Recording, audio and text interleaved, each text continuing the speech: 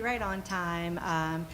Very, very thrilled to introduce Manish to you. He also is dedicating himself double duty today. He's going to be doing a roundtable discussion this afternoon. We're going to have 3 different discussions at 3 p.m., right after the panel at 2 p.m. In the meantime, let's give a warm welcome to our first speaker, Manish. Hi, everybody. I like to not stand at the podium. Can you all hear me okay? Yes? Okay. In the back, though, really. Can you hear me okay? All right. All right. You can give me the wobbly head if not. You can be like, man, I can't hear you. All right. So, very excited to be here. I've been thinking about giving this talk for years. And, you know, usually, I don't know if you submit talks. When you submit talks, yeah. If you don't speak into the mic, they can't record. Okay. Here I am at the podium. So boring. We're at every other conference now. So I've been thinking about giving this talk for years because I've had some really tough times. I've learned some hard lessons. And I felt like if I kept those to myself, other people are learning those hard lessons on their own. I don't say that with, great pride. I say it with a lot of humility. Let me try and save people some pain. Every time I experience one of those, I think, yep, this is going to go in the talk. So you are getting the first unvarnished version of this talk, which is as much about the title of the talk, how to succeed in a role that didn't exist, as it is me trying to distill some hard-earned lessons from mostly failures. This is a talk mostly about distillation of failures, and it is really about resilience. BSides is the place I wanted to do it, because this conference is about community, is about learning from each other, and in effect, is very much about this kind of resilience, this kind of storytelling. So the first thing is, who am I? When I think about who I am, it's such an existential question. Who are you? What do you do? What have you done? Why are you here? Those are all like big existential questions, but I'm going to try and answer those for you. I'm going to answer them in reverse order, because I don't know why I'm here, really, or who I am. But I'll tell you what I've done. I've worked in a lot of different domains of trying to help people and organizations understand uncertainty. That's what I've done. I've done a lot of different domains. Terrorism, fraud, geopolitics, cyber investigations, critical infrastructure, supply chain. I don't say that with braggadocio. I say that like it spans a variety. I've worked in nuclear policy, a lot of different areas, which means I've been new a lot. New to an industry, new to a field, unproven.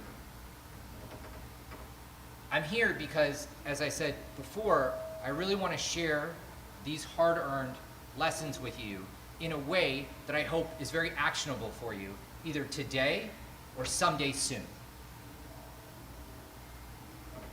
So who am I? I'm one of you. I'm someone who is focused on community, which is, I assume, why you all are here too. I'm someone who cares about people. I'm a relational person. Thank you. And I'm someone who has only succeeded because other people have helped me. All those domains I talked about, I'm not experts in those domains. And I entered into them not as experts. The only reason I was able to do those jobs, the only reason I was able to do a role that didn't exist before, is because of the community of people around me that I kind of joke, but not really. I'm not smart. I know smart people. Let's see if I can do this. Okay. All right. Yes, maybe? No? Okay. No worries. Yes. Haha. All right. So here's what we're going to cover. What does it mean to have a new role? I want to define that very clearly. And how do you identify it? If you're interviewing for it, or you might be in one and not even recognize that it's a new role. Second, what are the likely pitfalls? How do you manage those? That's where I want to spend the bulk of the time. And then, what you must do early and how to learn quickly. The end of this is, unless you want to go through a very painful experience, like I have multiple times, that's the ... that follows this. So those are some core things. And I'm not going to hide this. I'm not one of those people that puts all the beautiful stuff and wonderful stuff at the end. Like, all this is going to be pretty much up front. So let's talk about what it means to have a new role. This is pretty, I mean, it's always true in technology and perhaps in cyber that there's something new. But does it not feel like we're on the cusp of another new moment where there's going to be a bunch of newly minted AI experts? Right? There's going to be a bunch of new roles. I don't say that being glib. How many of you have seen those postings? How many of you have been tempted to apply for those roles? Yeah, where you're like, yeah, man, I'm an AI security person, you bet. So the first is, what does it mean to have a new role and how to identify it? So I think the big, are you getting the move ahead? No, okay, just on mine. All right, here we go. This is my favorite photo. So lots of times, it's like, I think about this phrase, unicorn. Unicorn, something that puts it all together. HR and recruiter folks will sometimes call it the purple squirrel. Have you ever heard that term before? This is a term that HR and recruiter folks use to describe, all those bullets. They know that they can't find somebody that has all those bullets. They're not designing for that person. They're designing for someone approximate that's a purple squirrel unicorn. So this to me is like, oh no, I understand machine learning and models. Boom, I'm an AI person now. And I think this isn't totally inaccurate, but there is sometimes a moment where that didn't exist before. So how do you genuinely figure out if it didn't exist before versus it's just an evolution of something? There's three things I think about. First, where is that organization in its maturity? That doesn't mean the organization itself has to be mature. That means where is the organization in its maturity? So it could be a Fortune 500 company, but is finally at the place where it's recognizing the need for something. Very often people think new roles are at new companies. I don't think that's necessarily true. At a startup, I've worked at multiple startups. At a startup, there's a tendency to be like, every role's new, no one's ever had this before. Yeah, well, at that company, sure, because it's a new company. But does anyone have this? So the second thing is to figure out what is it at the intersection of. Almost always guaranteed it's the intersection of at least two, sometimes three things. And the third, I'll get to this a little bit more, is you are going to ask the question, need to ask the question, and seek the answer. Why didn't this exist before? Why is it being created now? What prompted that? There's a lot of questions underneath that, but that question over and over and over. So the other title of this talk, but I wasn't sure that it would make it through the review board because it was a little too goofy, was becoming a pirate unicorn. Because that's how I think about new roles. A pirate unicorn supposes that there's a world of unicorns. There are so many unicorns that there can actually be a pirate unicorn. Thank you. Here are all the images of pirate unicorn that I love. The middle one I think might be my favorite, but I also like the Be Who You Are. So the idea behind the pirate unicorn, which is what I've kind of coined this new role, like truly new role, is it's fun, it's exciting, it's also a threat. Some people will see it the same way they viewed pirates, not cool, but like they're here to steal your shit. And they're going to use guerrilla tactics to do it. And they shouldn't trust you because you're going to take something from them. And so I like the idea of putting these two images together. Also, at the very end, if there's time, I'll tell you another kind of funny, not really funny, not haha funny, but like let's drink funny, a story about pirate unicorn. All right, so I don't want to spend too much time on this, but let's talk briefly. What are the pros and cons of the pirate unicorn? I would like this to be a bit interactive, if we can, even though I'm up here talking at you. So I want you to take a minute, 30 seconds. Just think of one thing that you think is great about being the pirate unicorn, and one thing that sucks about being the pirate unicorn. So just raise your hand. I'm going to call on you, yell it out, and I'll repeat. Yes. You don't know what you don't know. Is that a pro or a con? Someone said yes. I agree. Yes. You don't know what you don't know. Okay? Yes. You're special. You're special and you're the only one. Pro or con? Great. Special is pro. You're the only one. Con, there's no one to learn from. I'll put a caveat on that. There's no one to learn from. There's no one to learn from at your organization, which is why this matters. This matters because there's other pirate unicorns out there. All right, any others? Yeah. There's wide open space in front of you. You have no idea if you're covering any sort of comparable ground.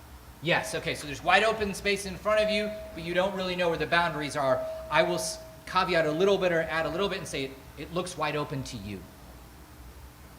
But it's claimed by everybody else. You're like, look at all this open space. And everyone's like, who's that thing running through our yard? You're like, it's me, the pirate unicorn, galloping beautifully. Okay, one more? Yes?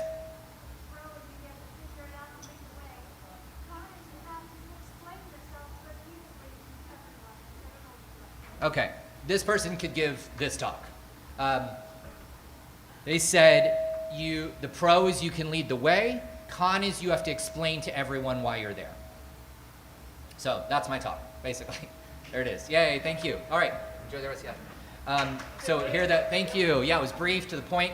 Okay, so here's sort of distilled what's awesome, what's terrible. So what's awesome? You're innovative by your very existence. Oh my gosh, you're new? How innovative. Like, this wasn't here before, so anything you do is innovative by virtue of the fact that it has not been done before. I say that a little bit glib, okay, very glib, but you get my point. You're ready to partner with everybody. Everybody's maybe ready to partner with you, question mark, but you're like, yes, totally I'll work with you. Absolutely, I'd love to come learn about your team. I'd love to tell you what I do as soon as I figure it out. Like, you're just, none of those boundaries are really there. It's impossible to fail. Because no one knows what failure looks like. Because no one knows what success looks like. So what's terrible? You know nothing and no one cares.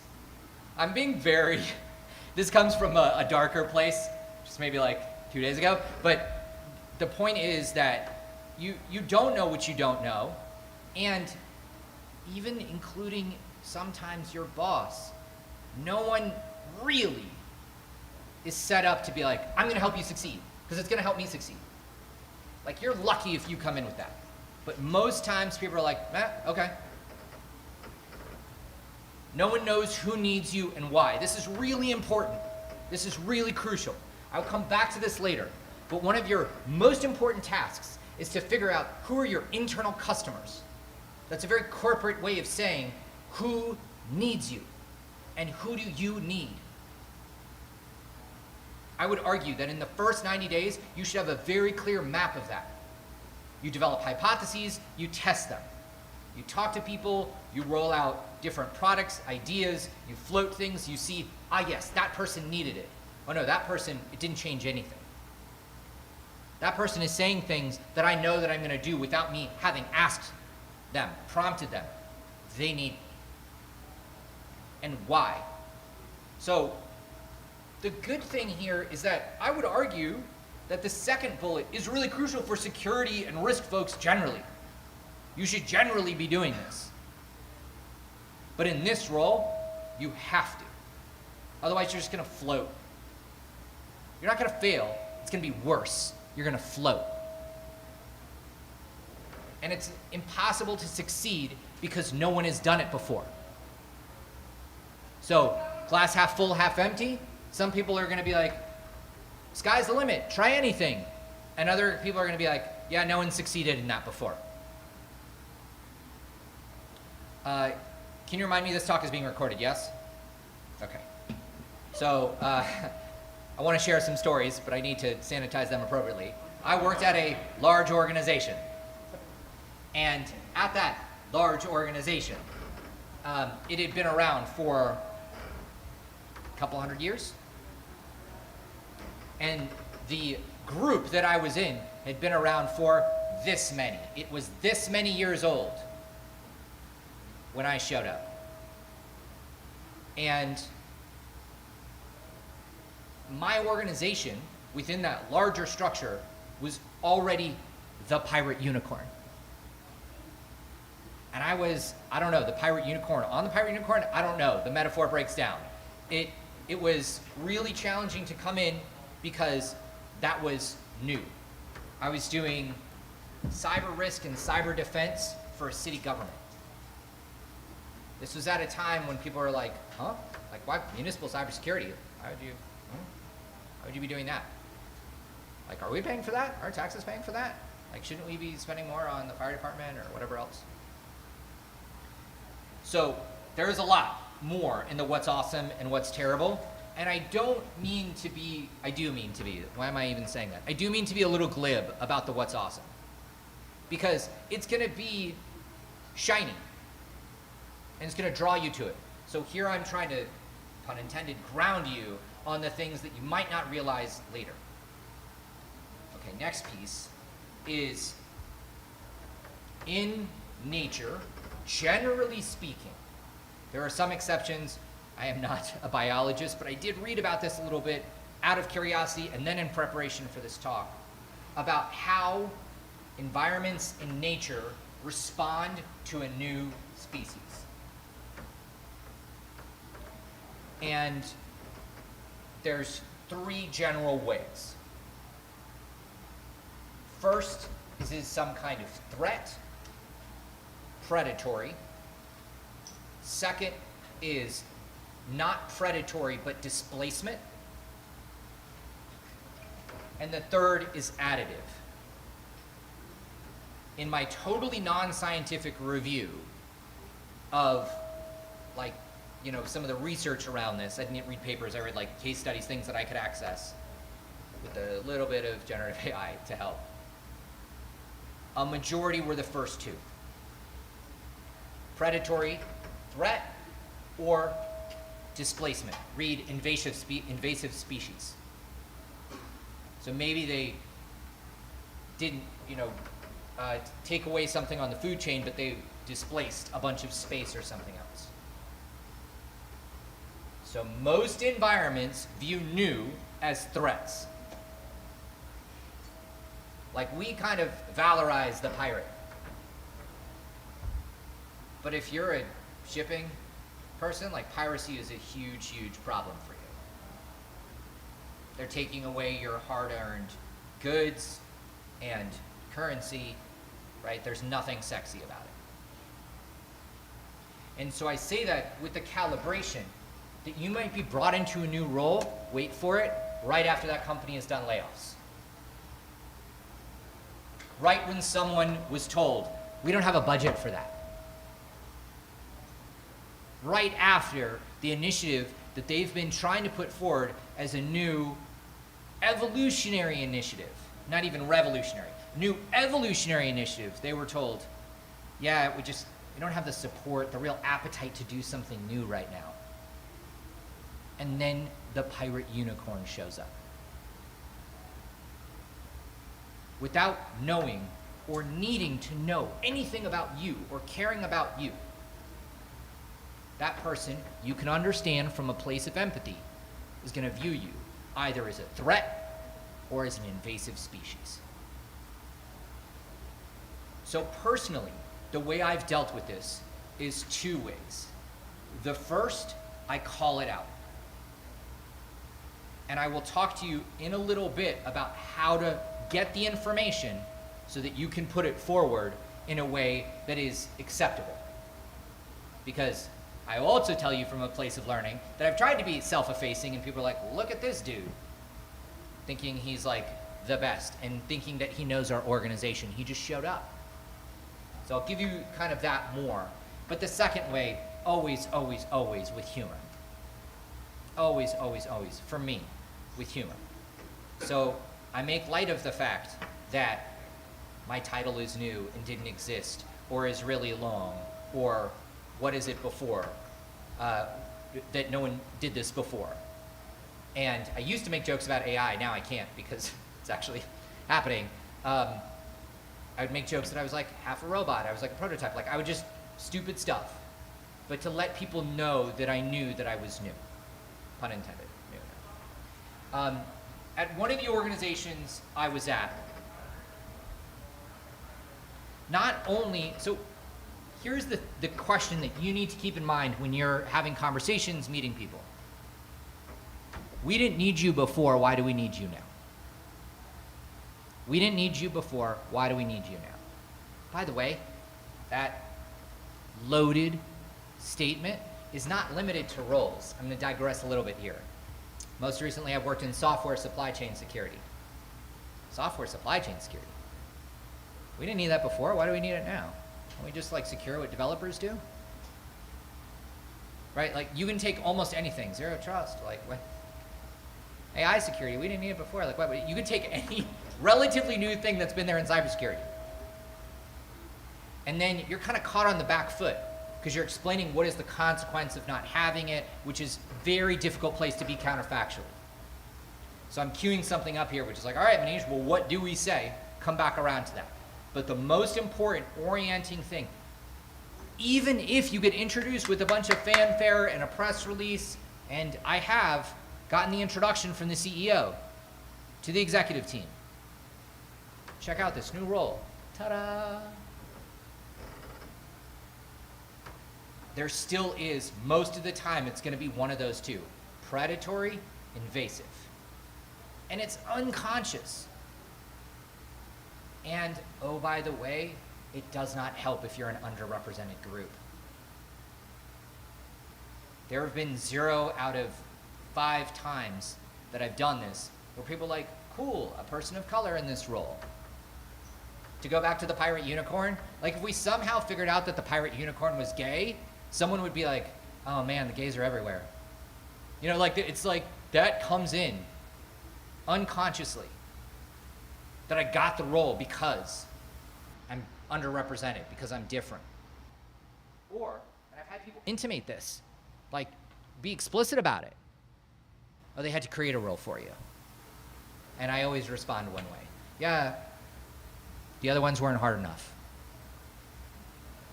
That's why they had to create a new one. Remember I said at the beginning, it's going to be the nexus of 2, maybe 3 things. So now let's talk about really a new role. Why are new roles created? Who creates them? This is crucial. I would argue again that security and risk folks should be doing this, thinking about their organizational dynamics, politics, and organizational capital. So why are new roles created? A couple different reasons.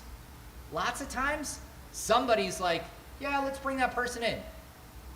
They're creating it around a person, which you would think is pretty cool. And it is, it can be. But the challenge is the scaffolding is built around that individual. Ergo, when they step away, it sort of collapses around them. Or people don't see the architectural design, they just see it as like built around the profile of who that is. So who creates them? This is important. I'm going to jump around a little bit. These questions aren't totally linear. So what prompted it? Why now? Who sponsored it? Has the organization done this before? There's a few slides in here. I think there's going to be put a few slides in here that if you either have this role or you think you might be looking at this role, this is one of them. Take this. These questions are ones that you need to figure out. If you want to go into that role, eyes wide open. If you want to jump in, figure it out as you go, cool. Good luck, Pirate Unicorn. But if you try and search some of the answers to these, and this can happen in interviews, it can happen in talking with people who have left the organization, talking to people at similar organizations. So the one question I ask in an interview, it's kind of like a 2-part question, and this is early on, when I get like the screening call opportunity, or that's the official pathway. Unofficial pathway, someone's like, hey, we're thinking about doing this. Do you want to, like, I think you might be right for this. I ask 2 questions joined together. It's that middle one. What prompted this and why now? So that reveals a lot. It tells you how much they've thought about it. It tells you what are the pain points that are coming in advance and why now. what is this moment? What has happened? Because guaranteed, how many of you tried to hire someone before? Tried to get headcount, right? Try and get headcount to hire someone. You gotta line everything up, right? And it's like, now. No, it didn't work. Now. No, now. And so at large organizations, this is the last one, who sponsored it? Someone, likely multiple people, have spent organizational and political capital to get that role. To get that role created, to create space for it, to justify it, if there's a job description, to put it out there, all of that. Figuring out who that is and why they did it is critical to your early success. First, go find them and introduce yourself. I know that sounds silly because you're like, of course I'm going to know them. Of course I'm going to know that you're there. Nope, hard lesson I learned here. I assumed that everybody that I had interacted with had already had the introduction as to why I'm here, or that senior person had designed or decided this. So in the next role that I did that in, I, again, with humility, it's one of the key things I'm going to say, humility and humor are going to get you a long way as a pirate unicorn. So with humility, I went to people and said, oh, so I was talking to and I understood this is why. And sometimes I just say it. They needed to build a threat intelligence capability that had this function in it. And that's the experience that I have. In one role, I didn't have as much cyber experience as I assumed that they would need in that particular domain. I was upfront with that all the way across. I was like, I have not done 10 years of cloud security implementation. Or like managed hundreds of thousands of endpoints. I've not done that. And this is one of those times that it reinforced, I'm saying this to you with humility, that being very open about my experience was crucial. Because they're like, good, yeah, we're not looking for that.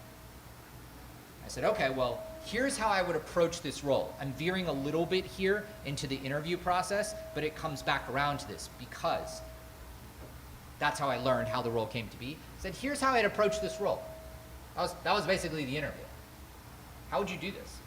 Well, I think about it this way, and I think I would do this first. These are the frameworks that I would be drawing from. These are the disciplines that I'm coming from. And then, okay, fast forward, got the job, yay. I learned that the person who had really pushed for that role was not in these conversations, not in the interview process, and had a completely different reason, very valid one, completely different reason for advocating for this. So going to them, when I found out who it was and I went to them, I was going to be like, I'm here, like the person you were thinking of, it's me, thank you so much. And they were like, you? We're not what I was expecting. That's what they said. The pause was a little longer. And I said, oh, tell me more. Well, I'm here now, like, tell me why. And I basically got the story of why they pushed for the creation of this role. And it was very different than what I was told and sold. So a little bit of a orange flag went off, not yellow flag, not red flag, orange flag, like under construction. And I got to explore that a little bit, and then more informed as I went there. So what prompted it? Why now? Who sponsored it? Has the organization done this before? That's the other thing. Does the organization do this a lot? Do they create roles a lot? Do they create new roles? Are they spawning pirate unicorns all the time? That's not a good thing or a bad thing, but it is a telling thing. If they do it a lot, they better be good at it. Helping you succeed, helping you figure out who to talk to, giving you some sort of here's what's new, here's what's not. Okay, our vaunted audience member over here talked about something, needing to explain what you do. Here is a tenet I try and basically live by. Tell your story or someone else will. Why are you here?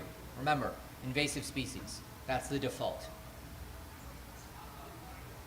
You need to show and explain and demonstrate, probably repeatedly, that you are there as an additive part of the ecosystem.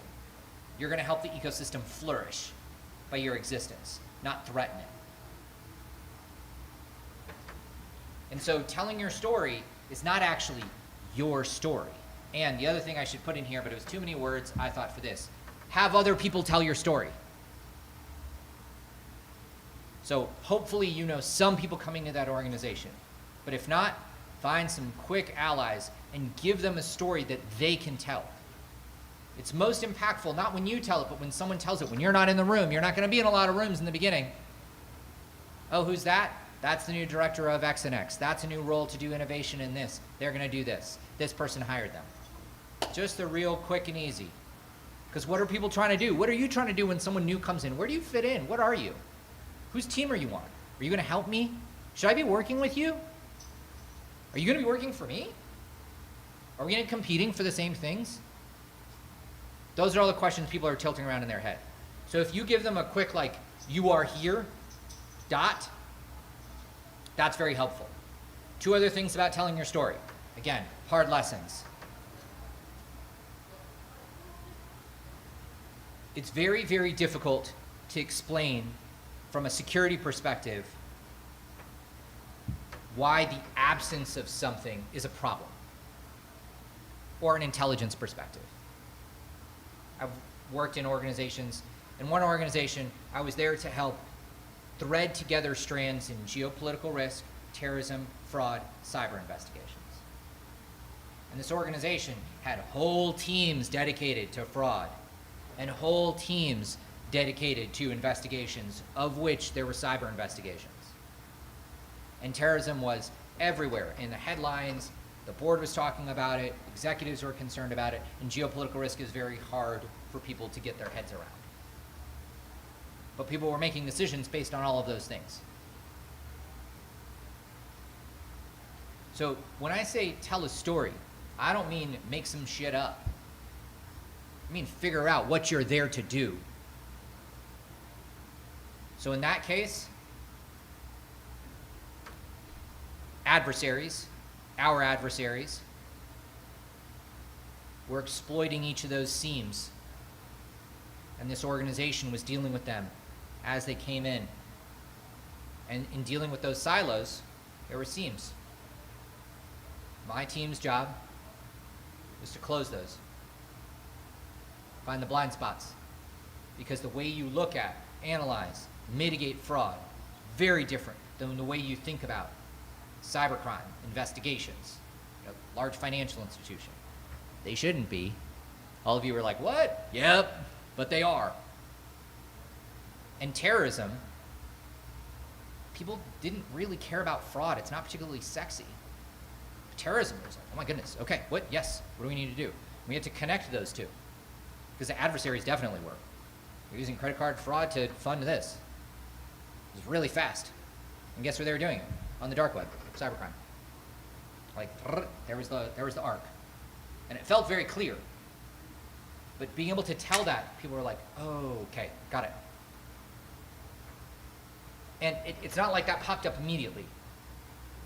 I took time to earn towards that. So I'm going to talk about 2 or 3 other things, and then I really want to get some questions and conversation going here. In another one of my roles, I knew that it didn't exist before, and I knew that I was going to be met with resistance. This is another tenet. Everybody can and will tell you what wrong looks like, but nobody can tell you what right looks like. Everybody's going to be like, that doesn't work. Tried that. That's not going to work. We tried that before. That doesn't work here. And so then your natural thing would be like, oh, cool, what does work? Then be like, I don't know. Isn't that why you're here? Pirate Unicorn?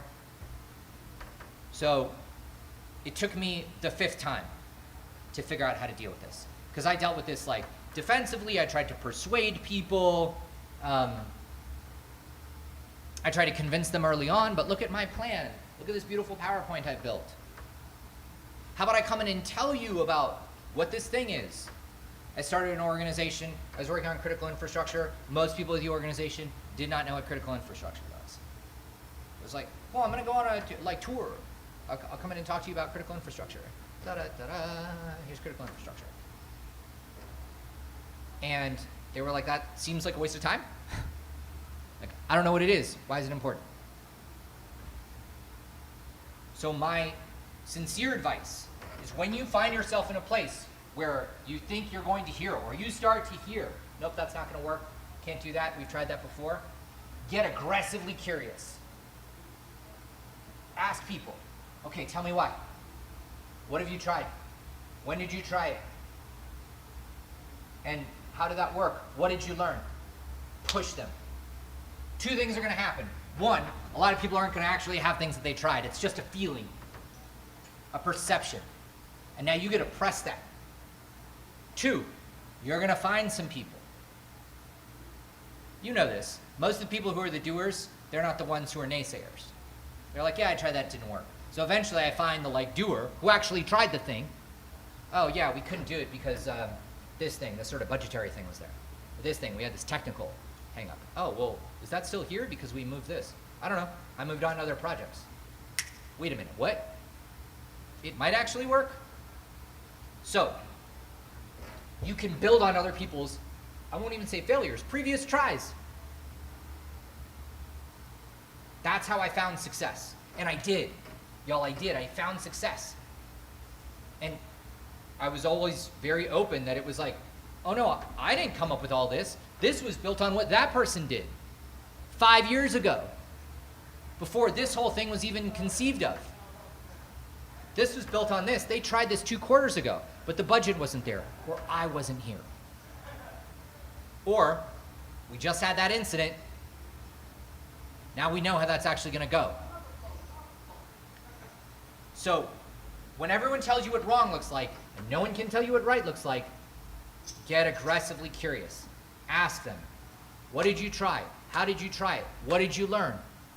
Figure out what assumptions they made. See if you can take on those assumptions or test them again. Like, seriously, get scientific.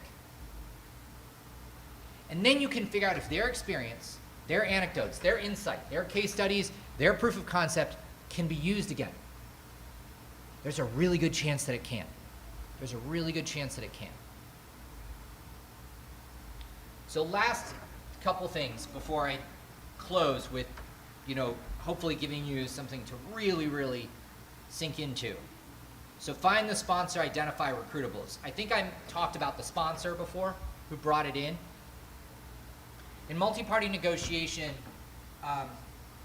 you will hear the term in business, stakeholder management. Stakeholder is really generic. There's lots of different kinds of stakeholders. So when you're designing, we taught multi-party negotiation, that strategy, you map out the players. You put them in 3 categories: allies, adversaries, recruitables. It's funny, because in cyber, we just think adversaries. We don't often think about allies. Think about our team, maybe.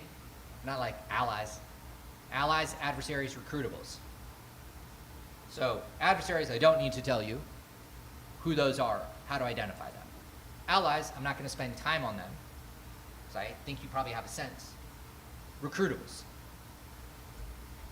So in one of my roles, I did my best in all the early listening. You got to know this team, this team, this team. Who did people whine about on my team? And who did I think whined about our team or didn't like our team? And who did we need? That intersection are the recruitables. Who can you bring over? So this is delicate. That's why it's later here. I would argue if you aren't like a seasoned navigator of organizational politics, this is a good time to lean on your mentors and advisors. But in that new role, you're going to need to learn how to do this. And the this is to go talk to the recruitables and potentially recruit them. There is one organization I was at, I came up with a stakeholder map, and without labeling them recruitables, I just put a question mark in that column. I showed it to my boss. And like that whole column, he had the same reaction. He was like, they don't like us. It's like, do you think they talk to me? I don't know, you're new. Cool. Are you okay if I go talk to them? Can't hurt. So I did. And you know what I said? Hey, I'm new here. It's the best opener. You ever move to a new town? New city, new place? Come to a new conference? How many of you is first time at BSides? Cool. Oh my gosh, amazing. Welcome. You're standing next to somebody? Easy. It's my first conference. Have you been here before? What are they going to say? Yes. Cool. Me too. No. Great. What should I know? I did the same thing. I'm new here. Surprise, surprise. Sometimes people would be like, me too. Oh, good. So you don't have the world organizational shit, and neither do I. And if they weren't, I would say, tell me what I should know about my team. Most people were surprised by that. They thought I was coming over to like prove something. I'm part of the new team. And the new role too. I said, no, I have a new role. Remember I told you I was very open about it. New role, just created. And on that team, what should I know about it? What's the history between our teams? Woo. Now it's your turn. Can you be candid? Because if you, person who I'm talking to, don't take this opportunity to try and repair and mend these relationships, that is now on you. So the you don't know what you don't know, I put that back on them. I don't know what I should know. Help me understand. It's us against the adversaries. So what should I know? So this goes back to the customers and stakeholders. Who's going to gain from this new role? You might be surprised. It's not going to be people necessarily in the immediate orbit. For example, there was one role I came in, and I was going to be speaking to the media and industry and whatever else. And no one had linked me up with the marketing people, but I went to the marketing people, they're like, what? You're here? Great, awesome. Can we talk to you? Can you help us? And I was like, yes, help me understand this. But no one had thought to make that link. No indictment of the organization, but it just, no one knew really what this role was gonna be, so they didn't know who was gonna gain from it. And then, occasionally, and it's a really wonderful thing, you will find people who have been waiting for you. And sometimes you might be that person. And a new role comes in, and you'll be like, oh, we've been waiting for you. Here's a stack of work. And also, can you help with this? And oh, you have that skill set? Oh, great. We've been waiting for you. And then the last one. Ask this question and listen with empathy. Because if you listen with your hackles raised, then you will become an invasive species. Who wants and needs you to fail? Who needs you to fail in this new role? It does not mean they're going to try and get you to fail. But understanding that, that's a potential recruitable, and as well, it will tell you a ton about organizational dynamics. Maybe that person used to be a pirate unicorn. And they got, this has happened. I don't know why I'm saying maybe. I sensed some part of the environment just like focus on me. Kind of like this. It was like, hey, hey. Like that's how I felt like I was greeted all the time. Or when people would say their name, I'd be like, this person, you're shit. And I learned, again, aggressive curiosity, empathy, humility, that that person used to be a pirate unicorn. And it didn't work. So they got put into this box. Man. So they didn't want me to succeed. Because if I succeeded, then what did that mean about them? Not about the organization and the existence of pirate unicorns. Man, what a humbling moment that was when I had that realization. And it was months, and I say months because maybe months isn't a long time, and in this case it was a long time before I could talk to them about it. Because it was disclosed to me not in the best way. Finally had the opportunity. And then that person became such a huge supporter. Guess who opened up their book of lessons and anecdotes and proof of concepts and relationships. And he became like a great teammate. So I asked that question not to say, spot the snipers who wants and needs you to fail. But it will tell you a lot about organizational dynamics that had nothing to do with that individual and everything to do about the environment that we were in. Okay, so last thing. I've heaped a bunch of things on you. Some questions. Thanks, Manish. Kind of helpful. I'll give you some very tactical advice. And I have given this to many, many people. I take it myself. One of the most crucial things in the new role is figuring out what success is going to look like. Some organizations are terrible at defining success. I don't mean just having KPIs. I mean measuring progress. And again, if it hasn't been done before, how do we figure that out? So here's the good news. There's a lot of pirate unicorns out there. Awesome if you're just watching this talk and hearing about pirate unicorns, come on in. There's a lot of pirate unicorns out there, and you don't have to reinvent that. So there's a book that I recommend to just about everybody. I read it myself when I start a new job. It's called The First 90 Days. And the focus of this is there's different models of what kind of role you're coming into. Startup, a turnaround, accelerator, realignment, sustaining success. It's about diagnosing what you're coming into and building a learning agenda for your first 90 days. Now this book, one caveat, don't read it cover to cover. It's a guidebook, it's a choose your own adventure. Sometimes you're gonna come up, it's gonna be one kind of thing, you're gonna focus on that. Another time, I have reread this book every time I start a new role. And if you're a mentor, by the way, and you have proteges, this is a great gift. When they get that job, here, read this book. A lot of the things I've talked about are captured in here. Not everything, because it's not all the nuance of the new role, the stuff I was sharing with you, but a lot of it is captured in here. Otherwise, I would have had to come up with this whole rubric, but a lot of what I figured out and how to put together when I found this book, I was like, oh yes, I tried that, but that's way better. Oh, I did that, but that's backed by research. Oh, I did that, but here's a proven example in business, not just security. So, I realize I am right up on time, and I didn't leave room for any questions.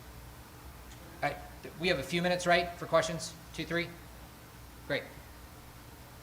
Sorry, I meant to leave so much more time. Thank you. Pirate unicorns.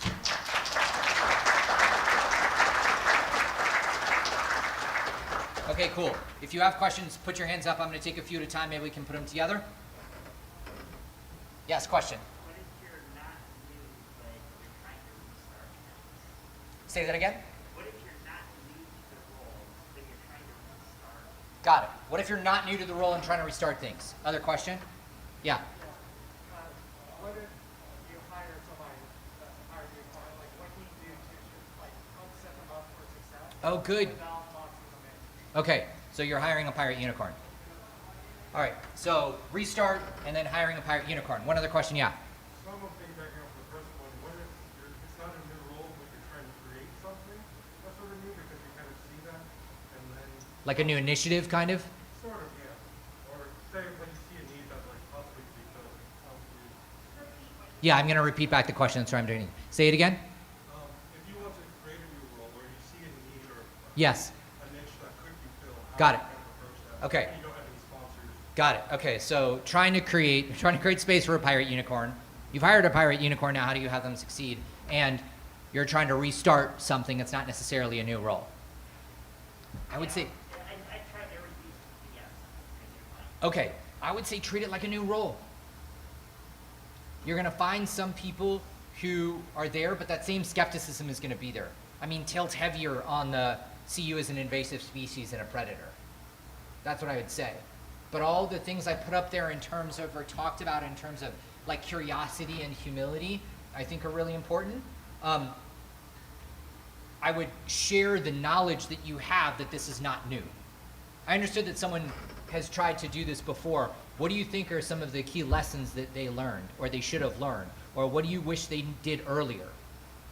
You know, like come to the organization, come to people with that. In terms of yourself, try and get all the materials, anything. What list were they on? Whose team were they on? What function did they report to? Because as much as you can understand about that previous role, you can then calibrate the lessons that you get from that, if that makes sense. These two, so how do you set up someone for success when you come in, and what are the next steps if you identify that there's a nexus of those needs? So these two are connected. Figure out what the story is.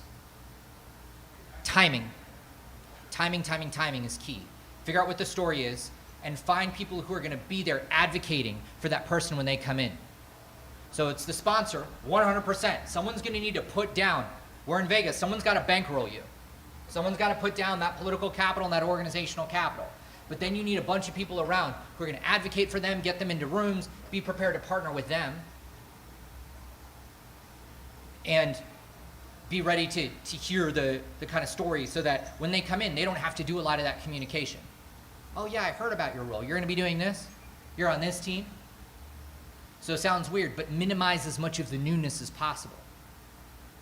Because then people are like, okay, the role is new, but that idea has been here, or, oh geez, the senior person said that they, from their standpoint, they see a real pain point, or we had this incident, this thing happened.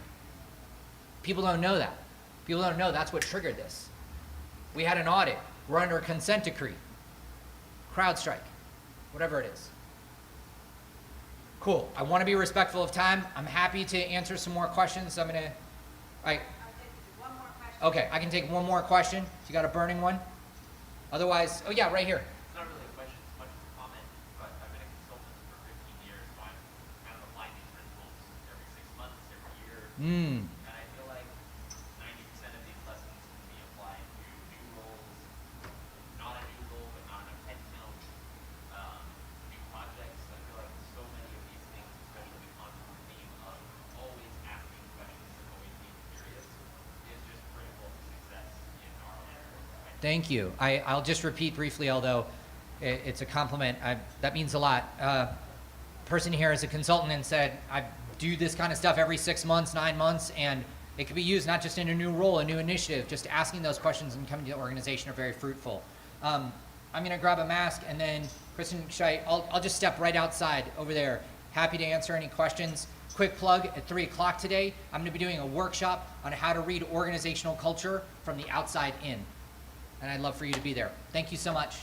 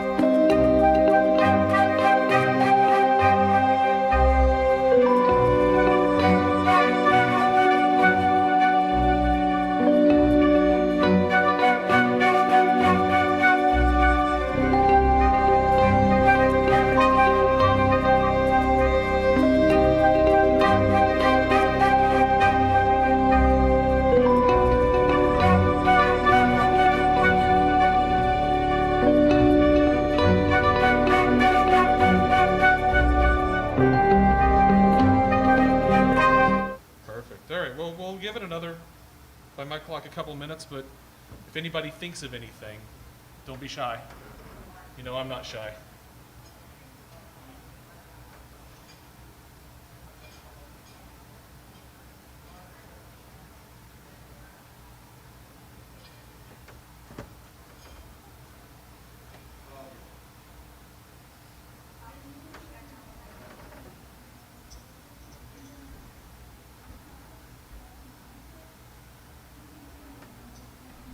I have a quick organizational announcement before you decide. It is literally your microphone. Literally. I have been asked if you need to leave the room, if you could use that door, it would be less disruptive. We're going to have people come in that way and out that way. Is that right, Ops? Yeah, please, if you could just exit that way if you need to leave. Thank you so much. Yeah, ignore the sign. We're hackers. Ignore the sign.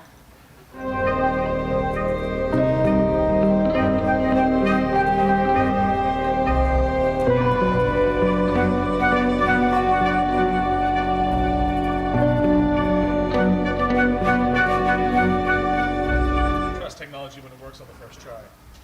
So, but we're going to give it a go. Hi, guys. Welcome to my talk. Oh, good. You're all paying attention. Awesome. My name is Jason Fredrickson. I am the Managing Director of Solutions Development for Aon Cyber Solutions, which is the arm of Aon dedicated to solving our clients' cybersecurity needs. That's not what I'm here to talk about today. What I'm here to talk about today is the fact that I have spent the last 26 years hiring, trying to hire, sometimes failing to hire software developers and other technical people. And that means that I've spent the last 26 years working with a technique that we call behavioral interviewing. And as I was thinking it through last year, I realized that's kind of unfair. Somebody needs to come and tell you guys all the secrets that I know so that you know how to act in the same context. And so that's what we're going to talk about today.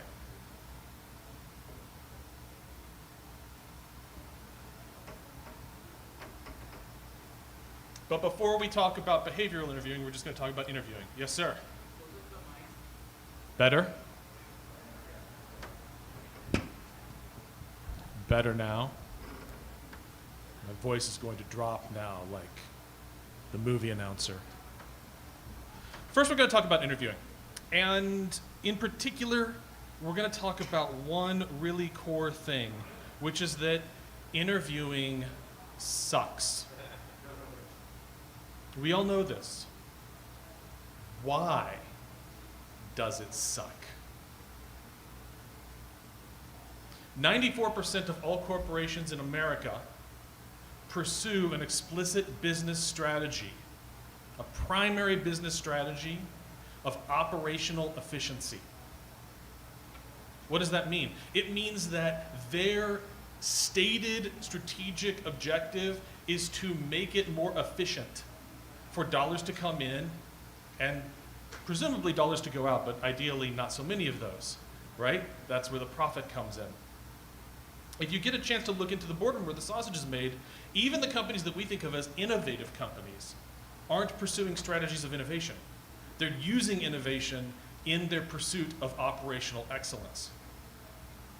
What's the number one way to control costs for a technical organization? Pay less salary. Guaranteed, right? Because the salary offer you make today is not only a cost you have today, it's the cost you have next year, and the year after that, and the year after that. Raises are generally calculated as a percentage value, and it all snowballs. So what do you have to do? If you're pursuing operational excellence as a strategic objective, you have to pay less salary. How do you pay less salary? You establish a dramatically superior bargaining position in the salary negotiation. When the applicant comes to you and says, yes, I got your job offer. Yes, I'm excited to work for you. We're all excited about you coming on board. They're excited about coming on board. And the company, the corporation, it does not matter what the recruiter says. It does not matter how nice of people they want to be. Their strategic objective is to lowball you. And the way they get you to accept a lowball in any negotiation is to have a dramatic power imbalance, to have a superior negotiating position. Now, how do you do that? In a situation where you're meeting someone for the very first time, it's a short negotiation cycle, you've got a defined range of dollar values to operate in, how do you establish a superior negotiating position? You make them uncomfortable. You make them feel lucky to be able to do business with you. All right?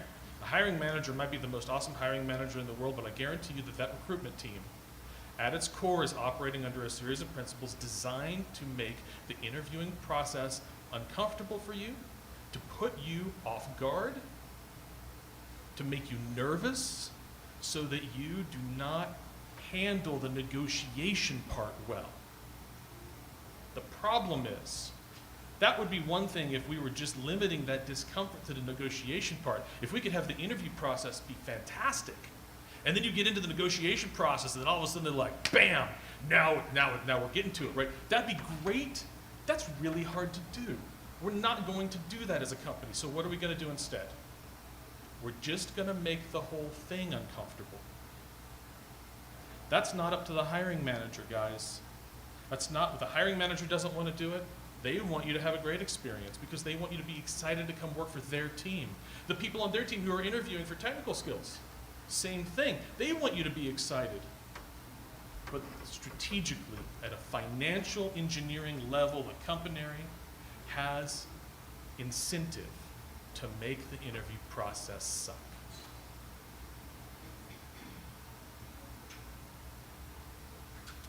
So that's the first reason. I'm gonna tell you the second reason. Here's the second reason. What's the other thing companies are really, really bad at? Yeah, there's a lot of things. Training. Companies are really bad at training, right?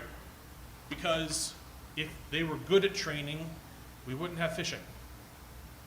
But they're bad at training, and the reason that they're bad at training is, again, it's financial. Why would they spend time training when they could instead spend that time making money?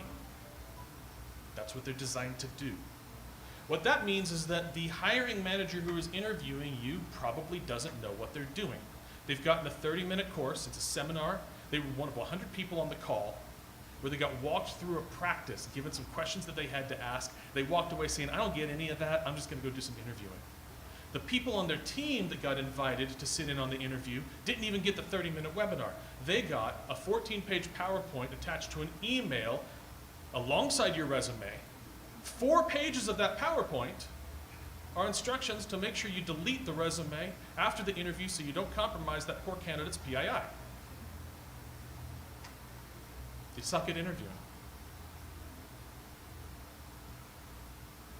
And that means successful interviewing from the candidate perspective is, to a large degree, a game of first impressions.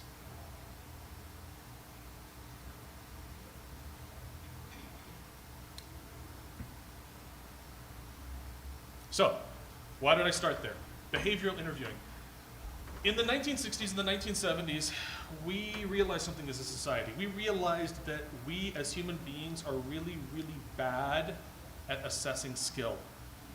If you've ever heard of the Dunning-Kruger effect, that's about assessing your own skill. It turns out we're just as bad at assessing other people's skill. We don't know how to do it, which means that all of these interview techniques that people had up until then were basically just saying, like, do we like you? Do you look like me? Do you sound like me? And we all know that that's wrong. That's not a good approach. So in the 1970s and the 1980s, a bunch of psychologists got together and basically invented an industry. They invented a better mousetrap. And that better mousetrap is something we call behavioral interviewing. Don't scroll. Okay? And here's behavioral interviewing theory in a nutshell. The first thing you have to understand about behavioral interviewing in a nutshell is that it assumes that people's core competencies do not change. Now, if you're thinking about core competency, I'm really good at Python. Hey, I know networking like the best. These are not core competencies. These are learned skills. All right? Your core competencies are you good at analytical problem solving? Are you good at coping? Do you influence others particularly well? That kind of a thing. Are you good at making decisions? Do you write really well? These behavioral core competencies, they don't change very fast. And when I say they don't change very fast, I mean they either don't change at all, that's what half the psychologists in the world believe, or they change in a time frame of about 10 years. That's what the other half of the psychologists in the world believe. All right? Either way, it's not something that's going to change in a 3 to 5 year period.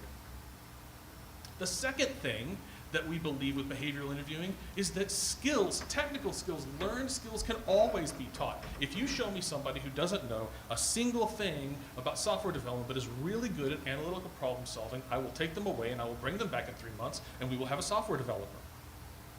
Because you can teach them C++. You can teach them Python.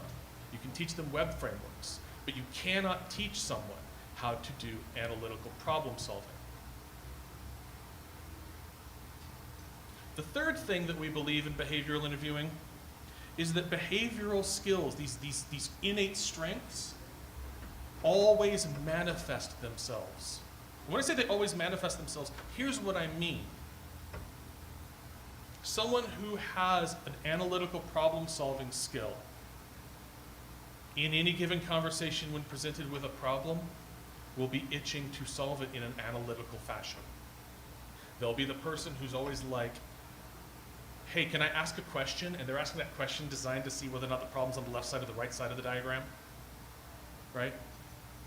Someone with a leadership core competency is someone who may not be talking a whole lot, but I guarantee you every time they go out for a team lunch, they're eating at the restaurant that that person wants to eat at.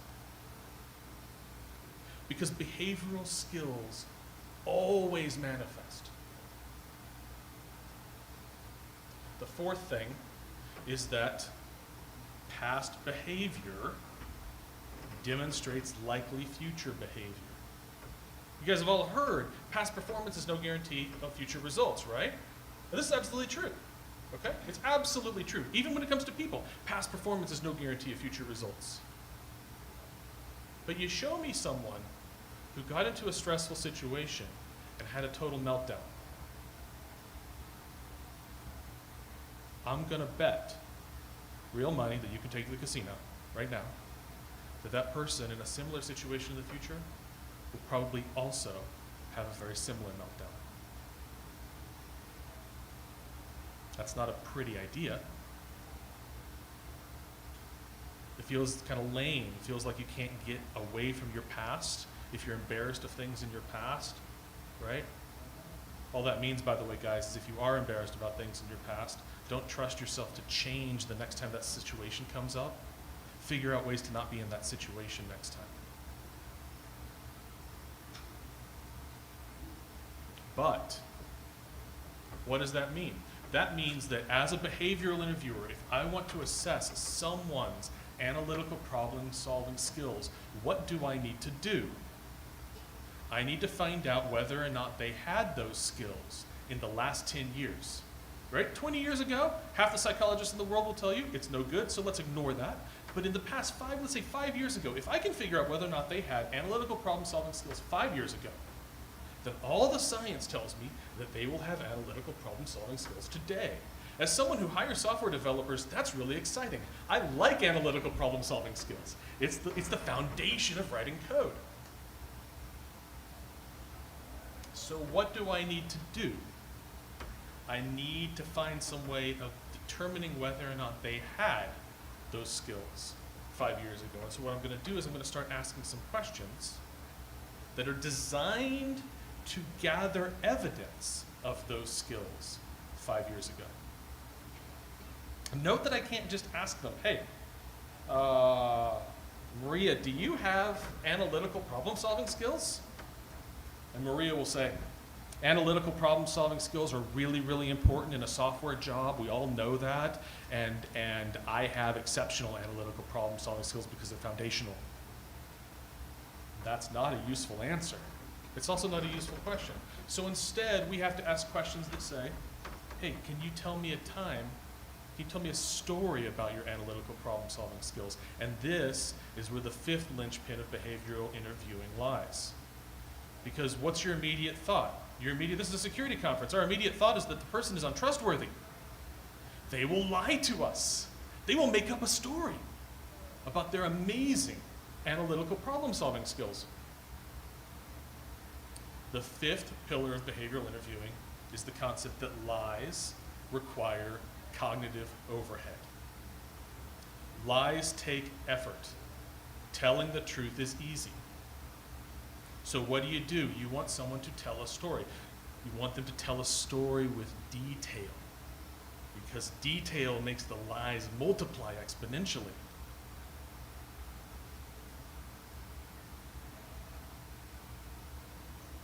So we're going to, in behavioral interviewing, we're going to bring the candidate in, and we're going to ask them, we're going to figure out what the skills we need first, by the way, guys, right? Because there are hundreds of skills out there, at least dozens, okay? If I'm hiring a software developer, do I need someone who's really good at adding up numbers for spreadsheets, like bookkeeping, that kind of a thing? That's arguably a similar sort of skill, but do I need somebody who's really, really good at making sales? Really good at making friends? Much as it pains me to admit it, a good software developer does not need to be good at making friends. I like to think of myself as a very good software developer. I am not particularly good at making friends. So we're going to figure out the skills that we need for this role. And we're going to ask questions. We're going to ask those irritating questions we've all heard in the interviews, and hopefully now you've got the context, a little bit of context to understand why they're asking them, right? Because they're asking to try to figure out whether or not 5 years ago you had analytical problem solving skills. 5 years ago, whether or not you had team management skills, whether or not 5 years ago you had coping skills. Were you that unfortunate person 5 years ago who got really mad at their boss? We don't want to hire that person, right? And that's not, from a theory perspective, that's not because you're being punished for something you did 5 years ago. It's because what you did 5 years ago is a reflection of what you will do in the future under similar circumstances.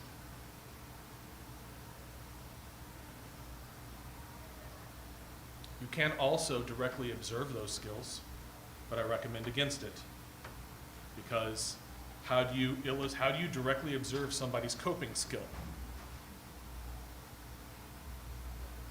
You throw your drink in their face. Not good in an interview context. That's top tip for you who are gonna, don't do that, okay? Now, let's take those two talks together, put them together.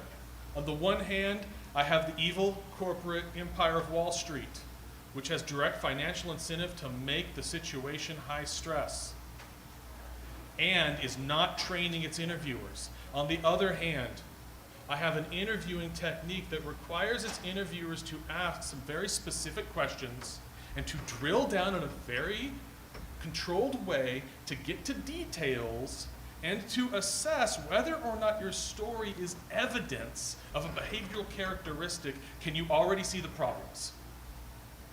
And these are the problems. Your stories might be amazing, but there's all number of ways why it can go wrong.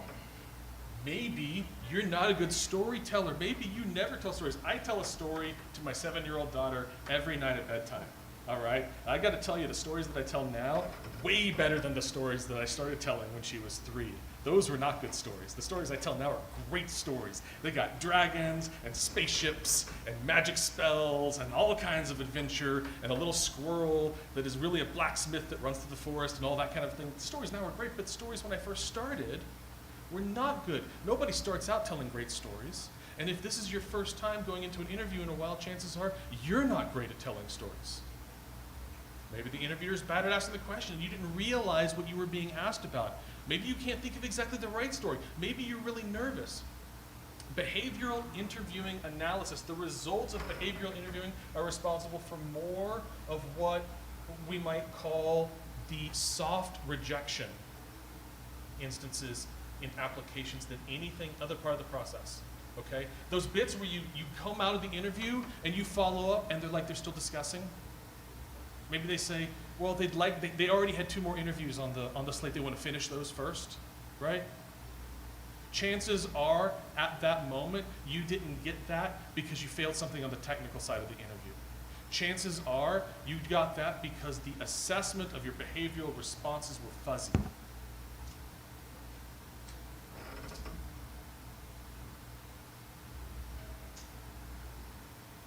Now, let's fix that, shall we? I can't fix Wall Street.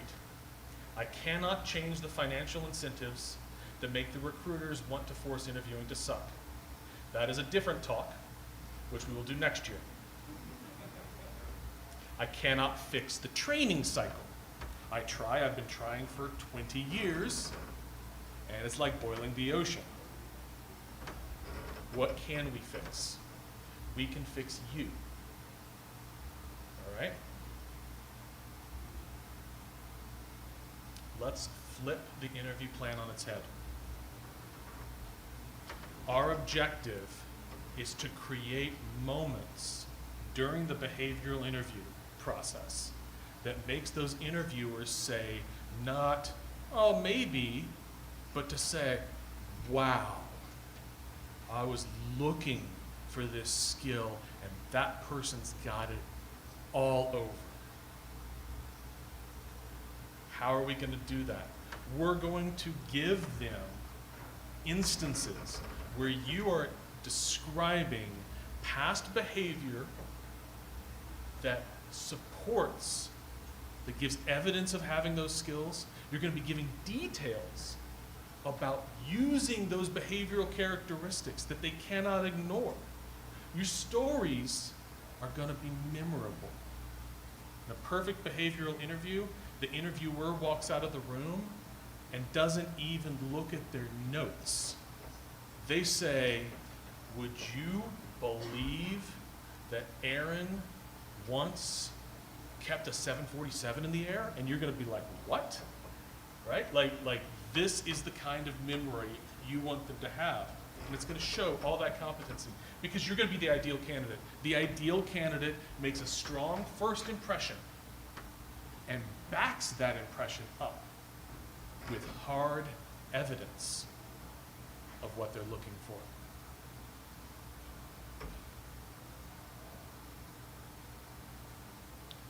And the way we're going to do that is we're going to give you some homework. I know this is where I just lost you all, because homework sucks too, but it doesn't suck as much as the interview process. So let me walk you through. There are 3 types of homework that I want you guys to do as you start going into your next interview cycle. And then there's some tools that I want you to adopt as you're doing it. Okay? Let's go over the tools first.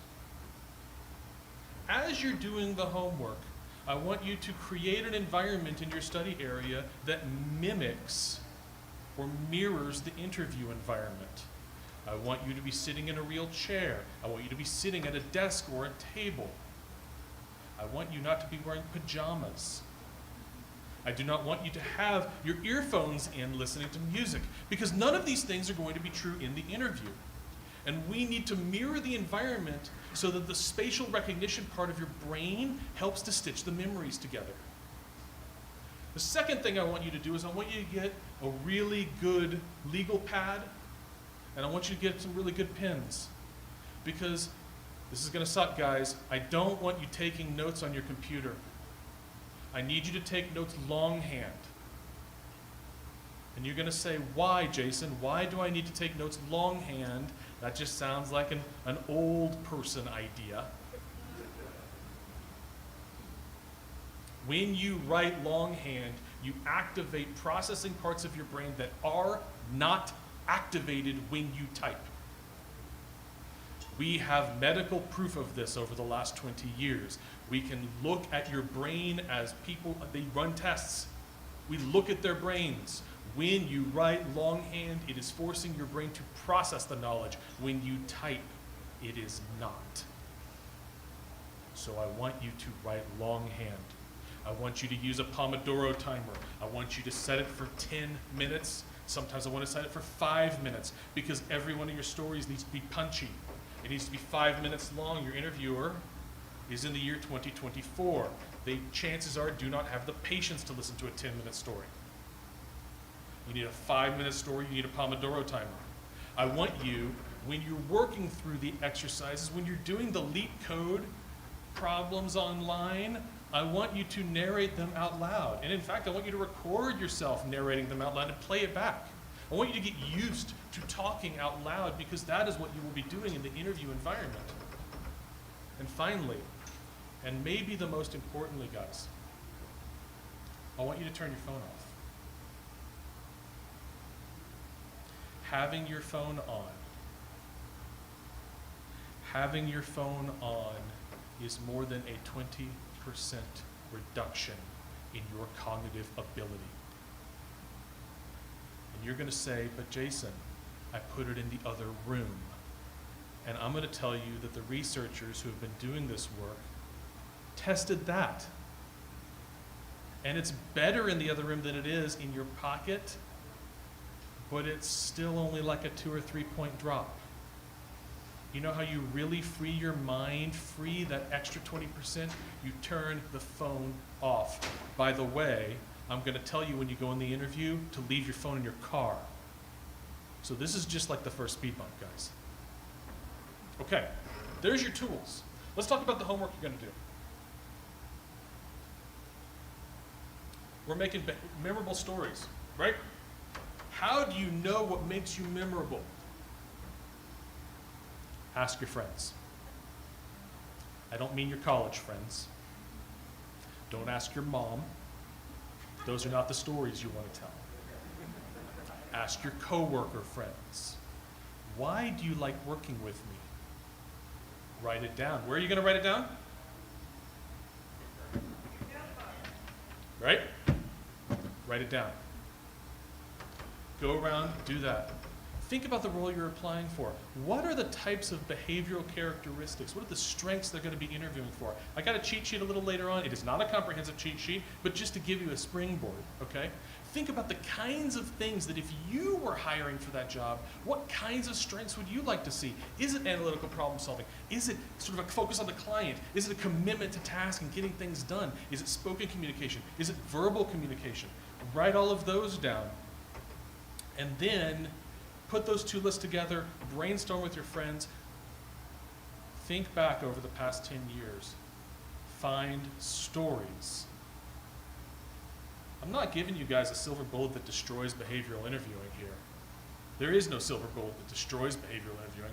What I'm doing is trying to get you ready so that when you deliver that answer, it's crisp and confident and they love it. So you're going to find some stories where you're awesome. Because the last thing you want to do is you want to be in a situation where somebody says, can you give me an example of a time when you had a disagreement with your boss? And you don't want to tell them, you definitely don't want to tell them the story about the time you threw the eraser at your boss. That's not good. But you also don't want to tell them the story about the kind of like the moment where you disagree with the boss and they're like, so what happened next? And you're like, well, then I left the room. Like, great, good job, you didn't blow up, right? Because what do they want to hear? They want to hear about the story where you disagree with your boss, and then you say, well, sort of took a deep breath. I sat down and I said, okay, boss, what is it that you want? And here's what I'm trying to do. And we work through the options. And that interviewer goes, yeah, that's awesome. Check. Big check, right? And it's better if the story's memorable. What were you disagreeing about?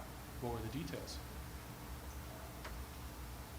And once you go through all of that process, you're going to write them out, you're going to write drafts out, you're going to practice telling these stories. And finally, you're going to write out answers to the dreaded questions. We'll get to this, I have a slide about this, but you're going to write out answers to the 2 worst questions in interview. Tell me about yourself. What is your greatest weakness? Okay. Then we're going to do some technical homework. You're going to do what you're already doing. You're going to be going to the code websites, the technical websites. You're going to be researching and boning up on all this stuff. But when you're boning up on the latest firewalls, you're boning up on the latest algorithms or that kind of a thing, where are you writing your notes? Don't make me do it, guys. Yeah, okay, good, thank you, right? You're writing it out longhand to engage all of those memories. You're going to remember Niels Bohr. Niels Bohr, physicist, infamous, one of the greatest physicists of all time, was asked as a graduate student to estimate the height of a building using a barometer. What they wanted him to do was to say something like, I'll drop it and time it and use d = 1/2 at squared to figure out the height of the building, the force of gravity. Or they wanted him to do something like a pendulum drop or that kind of a thing. You know what Niels Bohr did? He said, I will walk to the superintendent's office, I will knock on the door, and I will say, Mr. Superintendent, if you tell me the height of this building, I will give you this shiny new barometer. There are always multiple answers to technical problems. Don't get hung up on it. Have a couple in your back pocket. Okay? And you're going to prepare some pivot questions. And pivot questions are things where when somebody's asking you technical questions, you're ready to pivot into a conversation. You're not trying to change it into a place where they're answering your questions. You're just trying to get it into a dialogue. Right? Somebody's coming in and saying, hey, like explain to me how you would secure a serverless deployment on AWS using ECS Fargate, et cetera, et cetera, et cetera. And of course, you're going to know the answer to that. I can tell just looking at you, you all know the answer to that. But you're not only going to tell them the answer, you're not going to tell them the answer and sit back and be like, yes, how is my answer? Right? Because they're not going to tell you. You're going to tell them the answer, and then you're going to say, is that the stack you're using? Well, yeah. Why did you choose that? Instant dialogue. And you only need a couple minutes of dialogue for them to really elevate their first impression of you. And then human stuff. Okay, guys. I don't mean to be that person, I'm going to be that person. Find your style. This one you can ask your mom. Does this look good on me? Get a haircut. Fix your Zoom lighting. Don't use a digital background. I know there's other people saying like use a digital background. What they mean is if you have a Zoom camera pointing at your pile of unwashed dishes, use a digital background. What I'm telling you is turn off the digital background and point your Zoom camera at your bookcase or a wall that has one picture on it or something like that. It's a job interview. You can rearrange your house a little bit. Research the interview team. When you get the interview scheduled, you're going to ask the recruiter, who am I going to be meeting with? What is the name of the hiring manager? Do you know what team members they're bringing in? Can you give me their job titles? Chances are the recruiter will tell you. You will look them up on LinkedIn. You will take notes about the kinds of things they like to do. This is going to feel creepy. It's a good idea. You can do it anyway. And finally, you're going to learn one skill that comes to us from the FBI. It's called mirroring. And mirroring simply means repeating the end of their question before you answer it. You're going to say, but Jason, why do I have to repeat the end of the question before answering it? And I'm going to say, why do you have to repeat the end of their question before answering it? Think of that. All right, our homework is done. Go to sleep.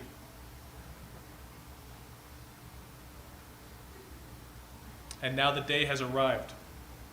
It is time for the interview. Nothing new on game day. Don't say it's an interview. I'm going to go try that new thing at McDonald's. Not a good idea. Don't change your coffee.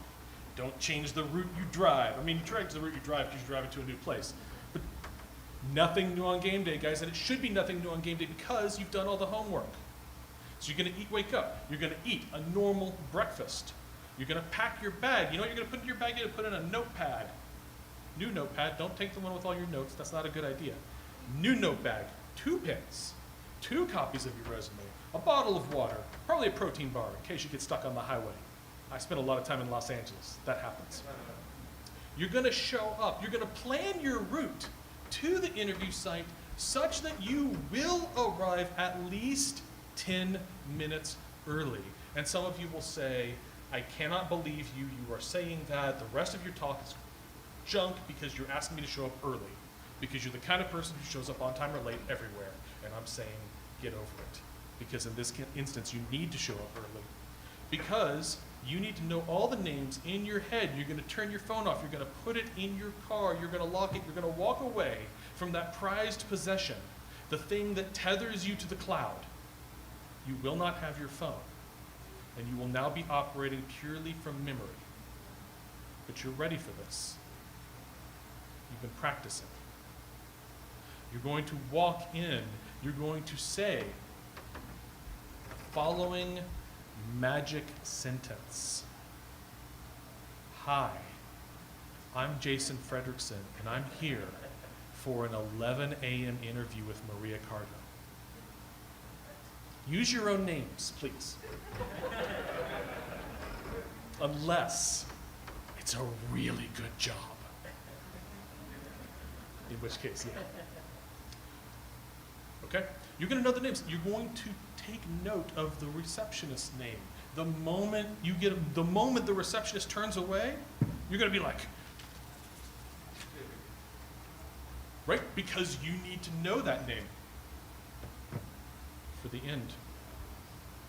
When you meet the hiring manager and the other people, you're going to shake their hands. You're going to engage them in small talk. You're going to use their names at least once in the small talk. This is why we looked them up on LinkedIn.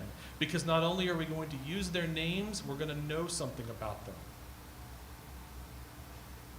Again, it's feeling creepy, but it's the best way to make sure that they think you did your homework. You're going to go into the interview room. You're going to sit down at the table. You're going to take your legal pad out of your bag. You're going to put it in front of you on the table. You're going to take your pins. You're going to put them on the table. I don't really care where you put the pins. You can do sort of the on the top thing. You can do on the side thing. Don't make a little like abstract sculpture. But this is really where you can like flex your style a little bit. It's okay. Also, it doesn't have to be a cool pin like this. It can be a long pin. It can be anything. But you're going to have your pad out. You're going to have your pins out. Top tip, when other people sit down, if you don't remember their names, scribble their names on the top of your legal pad with arrows pointing to where they are, because you're going to want to use their names in conversation. And now the interview begins. Now you are just on fire because you've done your homework. You're going to be getting these questions, and you are looking now for signs of the poorly trained interviewer. You're looking for these questions where people are saying like, hey, yeah, you know, it's always really, so client focus is key, right?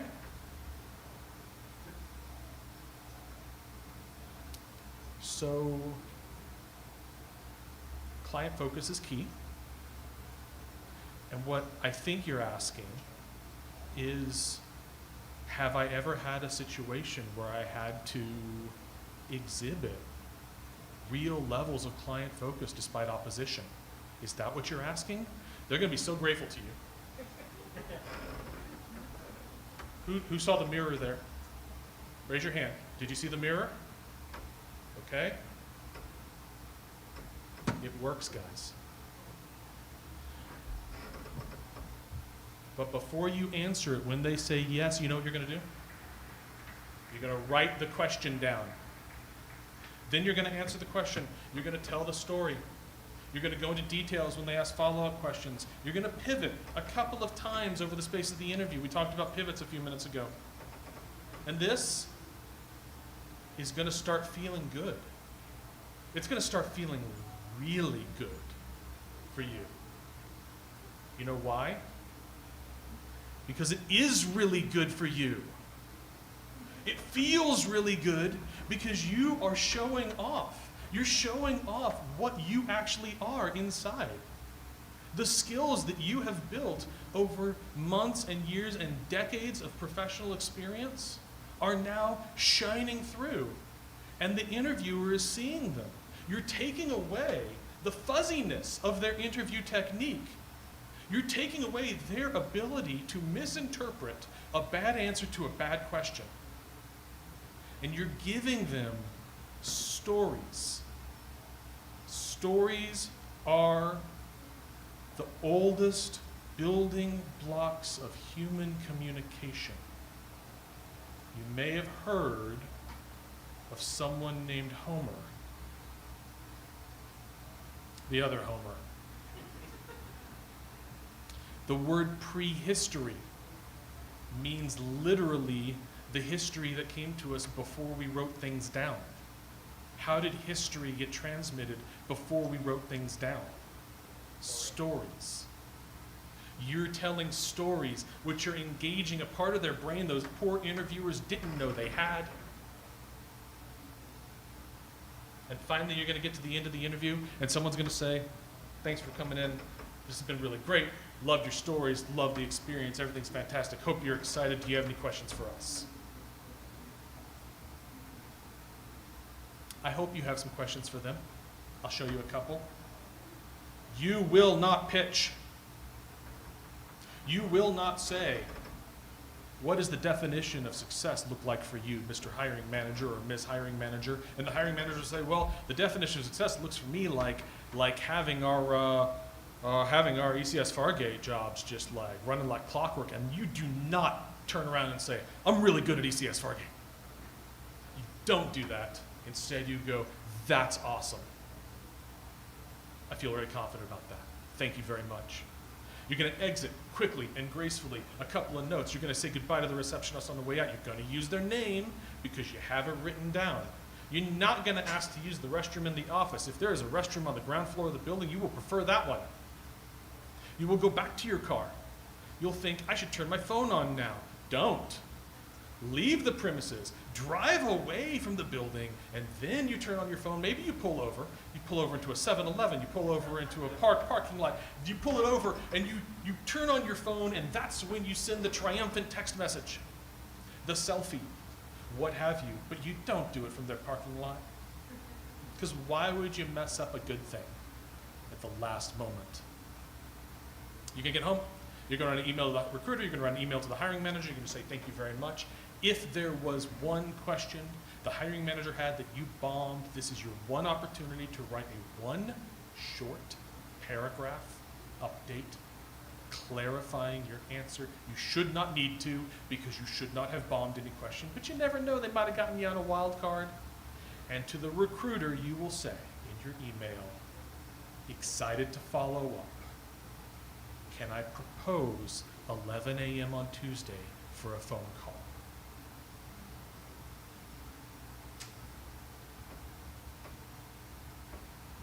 You do all of that. Only total incompetence will keep you from getting an offer. Can't help you on that one. Or, I mean, the reality is, it is a numbers game, guys, right? But you will have dramatically improved your chances. You will have left those interviewers with stories and memories of a personable, interesting, skilled candidate with very, very few weaknesses.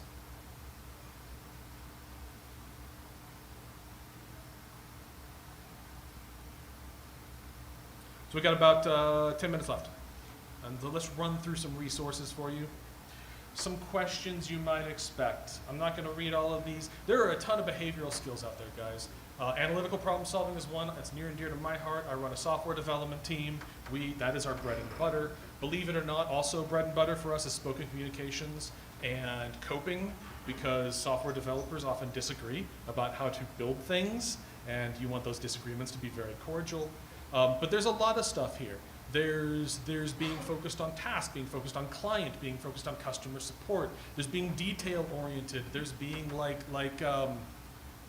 there's a flavor of detail orientation around basically what boils down to accountancy. Like not just being detail oriented in terms of managing details, but system detail oriented in terms of making sure the numbers add up.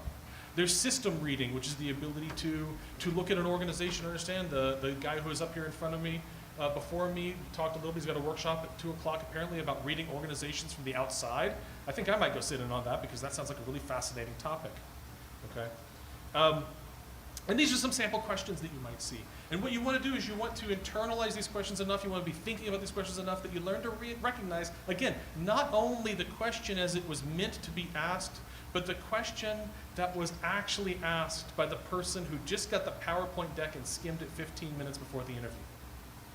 They don't know how to ask the question. All they know is that one of the 3 pillars of their firm's success is client something, so they better interview for it. And you want to be able to recognize that. You want to know that you're going in with probably into what may be like a 20% client-facing role. That's probably one of the things they're going to interview you on. You want to have a story for it. The 2 worst questions. Here's your cheat sheet, okay? This is a beginning cheat sheet. You can go all over from here. Tell me about yourself. This one is easy. You are going to do your behavioral homework. You're going to get all of your stories. You're going to get all of your achievements. For each achievement, you're going to write out a 10-word summary. Make it 8 if you can. Keep it small. You're going to map your achievements against your resume so that every significant work experience you have has an achievement or a thing you learned that was of earth-shattering import. You're going to write all that down in order.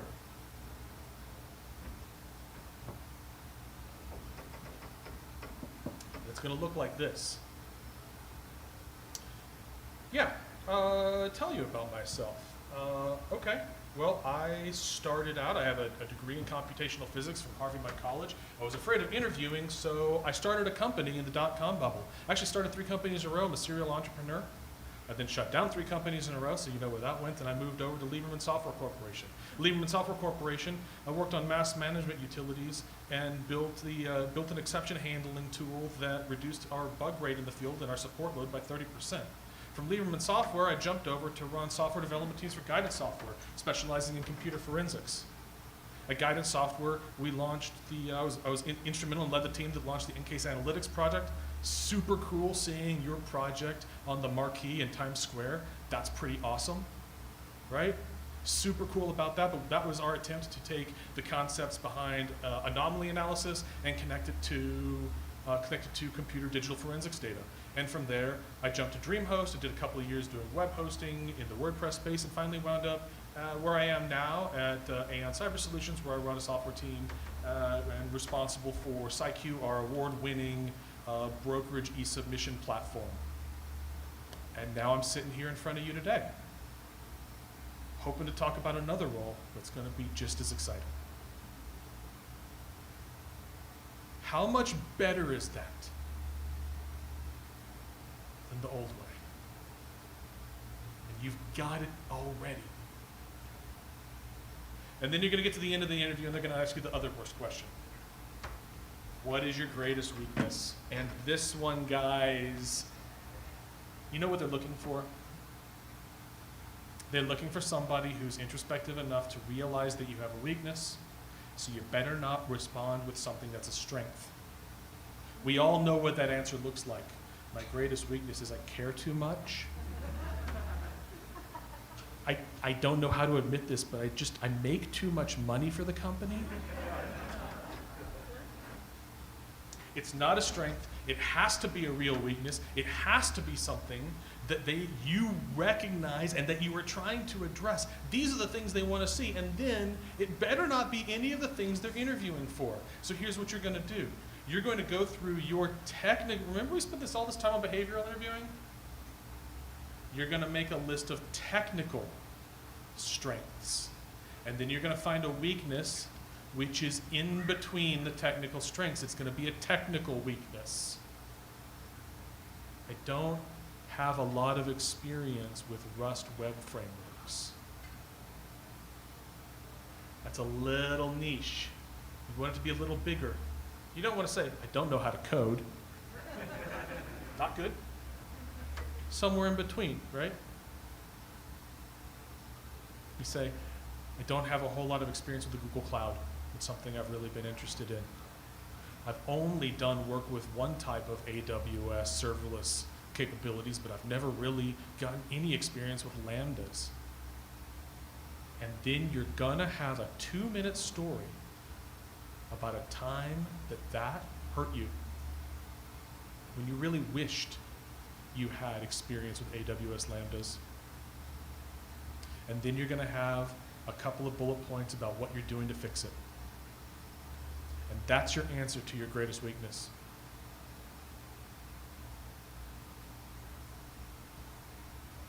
And that's it, guys. That's the whole thing. That's why we're here. That's what the interviewers are trying to do, what they're probably actually doing, what they're looking for, a cookbook for how you're going to deliver to them what they're looking for, and answers to the 2 worst questions anyone ever thought of asking in interviews ever. I hope you enjoyed it. We got 10 minutes left, and I am at your disposal. Thank you very much.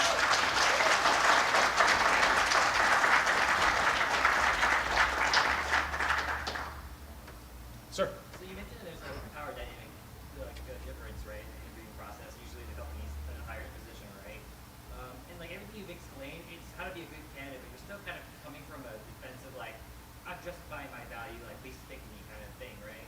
So like, would it make sense to kind of go maybe more on like an offensive, like, ask them tons of questions and kind of really criticize and have a more like 50-50 kind of communication? Like criticize like their process and communication. Because then maybe the attitude should be, why should I work for you rather than the other way around? We talked a lot about the power imbalance, and everything I've talked about has been from the sort of this concept of I'm coming to prove my worth to the company as a candidate, and should I go on the offensive? Should I instead try to come in and say, let me ask a lot of questions instead of pivoting 2 or 3 times? Maybe I'm asking a ton of questions. Why are you doing that? Wouldn't this be better? And demonstrating that in effect you know better, and so you're a more desirable candidate. No. And I'll tell you why. There are 2 reasons. There's the good reason and the bad reason. Okay. The bad reason is that you have an ego, but so does the hiring manager. The hiring manager is actually probably pretty proud of their team. They like their team, they know their team, and when you come in, if you start going on the offensive, 1 question, 2 questions, that's sort of like, okay, we cut you a little bit of slack. If you start going on the offensive heavy-handedly, you're gonna trigger all the ego defense on the hiring manager. The hiring manager's gonna shut you down cold. They might not shut you down in the call, in the actual interview. You walk out the door, you're gonna be like, I showed them. The hiring manager's like, well, they showed us what they were made of, right? And bam, you are out. The good reason is also you're wrong. And the reason you're wrong is that you're thinking that you know better about how to solve a problem domain that you've had 30 minutes of experience to. Like, yes, you might have a greater knowledge of AWS Lambdas, but you do not know their business problems. You do not know their environment. You do not know their security controls. You do not know the actual usage loads. You know, and the people in that room know it and have been living it for years. And so instead of coming off as a very desirable candidate What you actually will come off as is someone who is incapable of learning from others. Yes.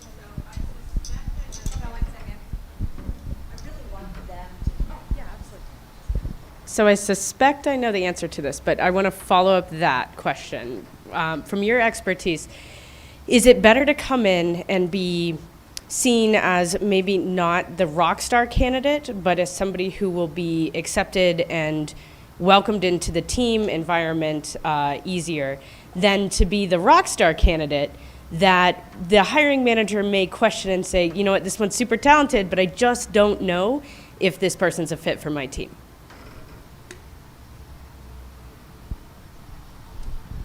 Is it better to be a rock star technical candidate who might not be the perfect fit, or is it better to dial back the rock starness and fit a little better into the interview?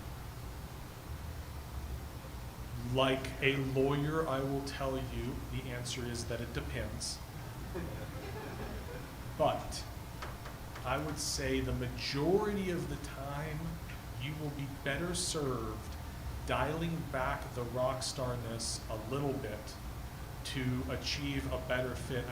A little bit, guys. You don't want to subsume yourself into it. You don't want to be a wallflower. You don't want to be a pushover. But if there's a situation where you're sitting there saying, like, I could make a point that would show how smart and how much I know, or I could not make that point and I could let the interviewers keep going. And I would say, if you haven't made any of those points during the interview, yeah, find a good place to get one in. But if you've already made it once, don't do it again.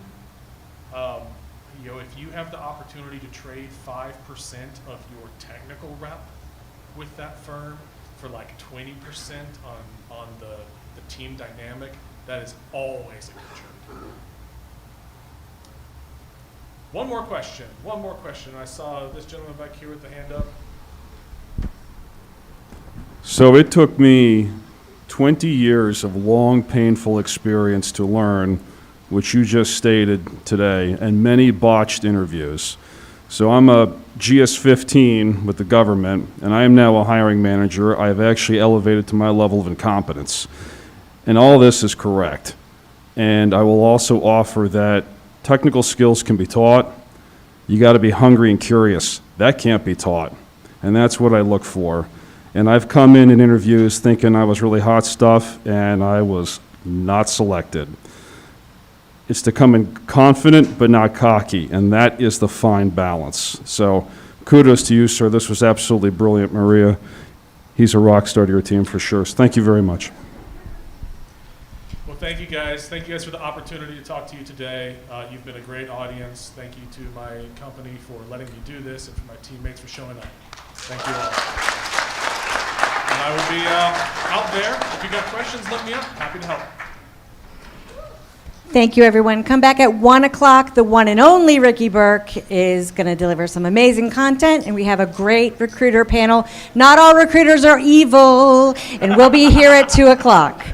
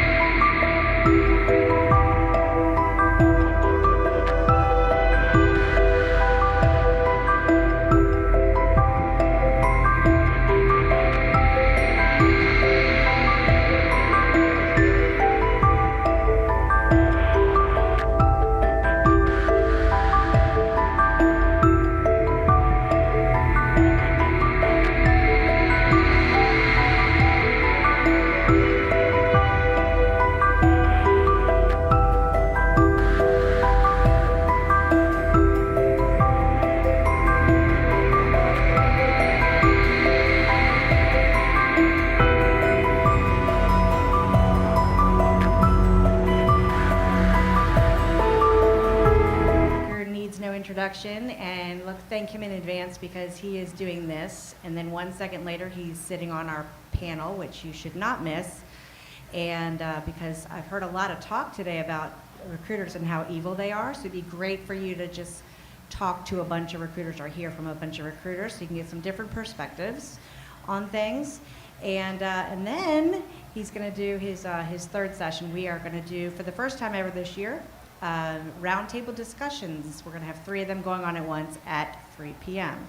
So without further ado, this is Brute Force Your Job Application with Ricky Burke. I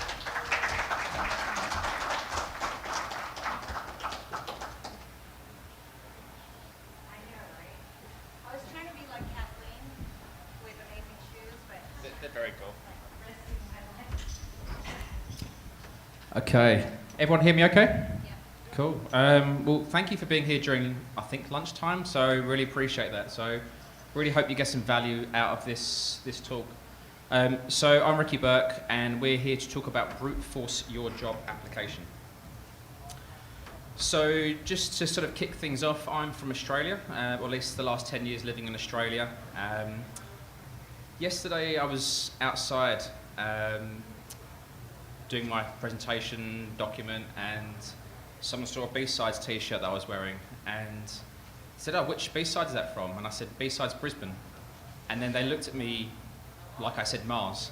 So Brisbane, it's Australia, it's a far place. We're famous for sharks, famous for winning medals in the swimming Olympics, surfing, kangaroos, Bluey, which I believe is pretty popular over here, and I saw gets over 1 billion minutes played per week in the US alone, which is amazing. Drop bears, we're famous for. Bin chickens, also known as ibis. And we're a pretty big country, so we're about 78% the size of the US in terms of landmass. But we're a tiny country in terms of population, so we're about 7-8% the size of the US. But we love cybersecurity. We've got a very vibrant cybersecurity community. So I'm very proud to be here today because I've been here for 3 years in a row doing resume reviews. I love doing community stuff, and honestly very happy to participate, hopefully again offer some value. And again, this is BSides Las Vegas, the original. In Australia we've got 6 this year, one of which I think competes size-wise. We've got one of 3,000 people. So if you ever want a technical conference in Australia, BSides Canberra is a pretty good one to go to. Although outside of that, there's maybe not much to do in Canberra. So I'm Ricky Burke. I run a cybersecurity recruitment company.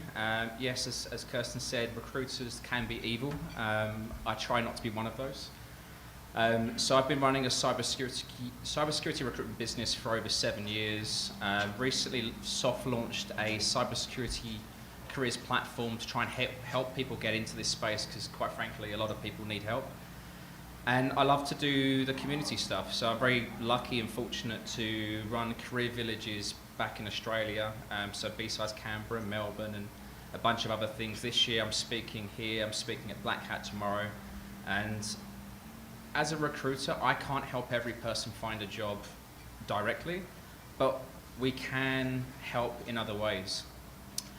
And that's what we're about. So today is about empowering you with information, with tactics, with strategies, with information. Not just, here's some resume tips and do these 3 things and you'll get a job, because it's way beyond that. But if we can help you with the tools, the strategies, techniques, not just today, but for the rest of your career, hopefully that will help you stand out whenever you're applying for a job. And hopefully jobs will come to you as well.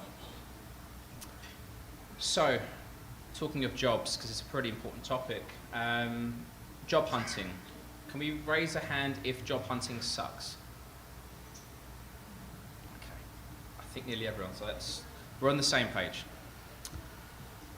So the agenda today, we're going to go through a few different things. First is what I call the foundational building. So we'll talk about essentially identifying what you want to do in your career, what's the next step, and having a deeper think about really what you bring to the table for employers.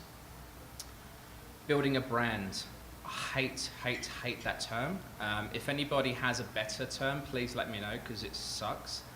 it sounds really cheesy, but essentially I want to talk about building brand. Resumes also suck, but they are important because realistically without them you won't get most jobs. Proactive job hunting is something I'm very passionate about. Again, this goes to I can't help every single person apply for a job, but if I can teach you how to apply and different techniques, then you can help yourself. Interview preparation is really important, and then navigating job offers. So we'll go through this life cycle of basically looking for a job to in a job, and hopefully jobs coming to you in the future. So identifying career goals is important. Just out of interest, I'm curious, I guess, our audience stage in your career. Who is either looking for their first job or near looking for their first job or at the early stage of their career in cybersecurity? Okay, and who's already in the industry and maybe looking for progression in the near future? Okay, that's really helpful. So that helps me narrow what I talk about and expand what I talk about. So for some of you folks, you're already in the industry, you know what you're doing, and maybe you know what you want to do next. For those early in their career, I tend to find there's a very similar conversation. People coming to me with, I want to get into cyber. They don't realize that cybersecurity is made up of lots of different jobs, that it requires lots of different skill sets. So it's really important that if you know the job you want to work in, then you can work backwards in terms of what skills you need to acquire to basically be useful in a job. Also, understand the job market. So again, I can reflect on my experience in Australia, but I'm sure there'll be similarities here as well. As an example, I'll speak to someone, and I've had this conversation the last few months, they want to be a malware analyst. It's their passion, they love going deep diving into malware, but then there's no jobs for a malware analyst unless you want to work in government. Australia is a really low maturity level for certain types of niche roles out there, and this is one of those. And the same goes wherever you may live in your town, city or state, that you may want a certain type of role. But if that job isn't out there, then you have to be realistic of what else is out there as well. So there might be jobs, but maybe not the jobs that you actually want to work in. And then we'll go through developing the skills to help you stand out. So the first question is, what do you want to do? That's really for the people trying to break into this industry of understanding, do you want to be a pen tester? Do you want to be an application security engineer? Do you want to be an architect? All different skill sets that essentially require different type of skills. You can't I just want to get my foot in the door and make that work. You need to bring something to the table. Ultimately, it's about solving problems. And the quicker you can identify the ability to solve certain types of problems because you bring experience or skills to the table, the more chance you have of actually landing a job. So this is the big thing. Again, I know we've got some experienced folks here, but just for the more junior people out there, is you can't rely on, I just want to get into cyber, because it is a big field, big industry, lots of jobs.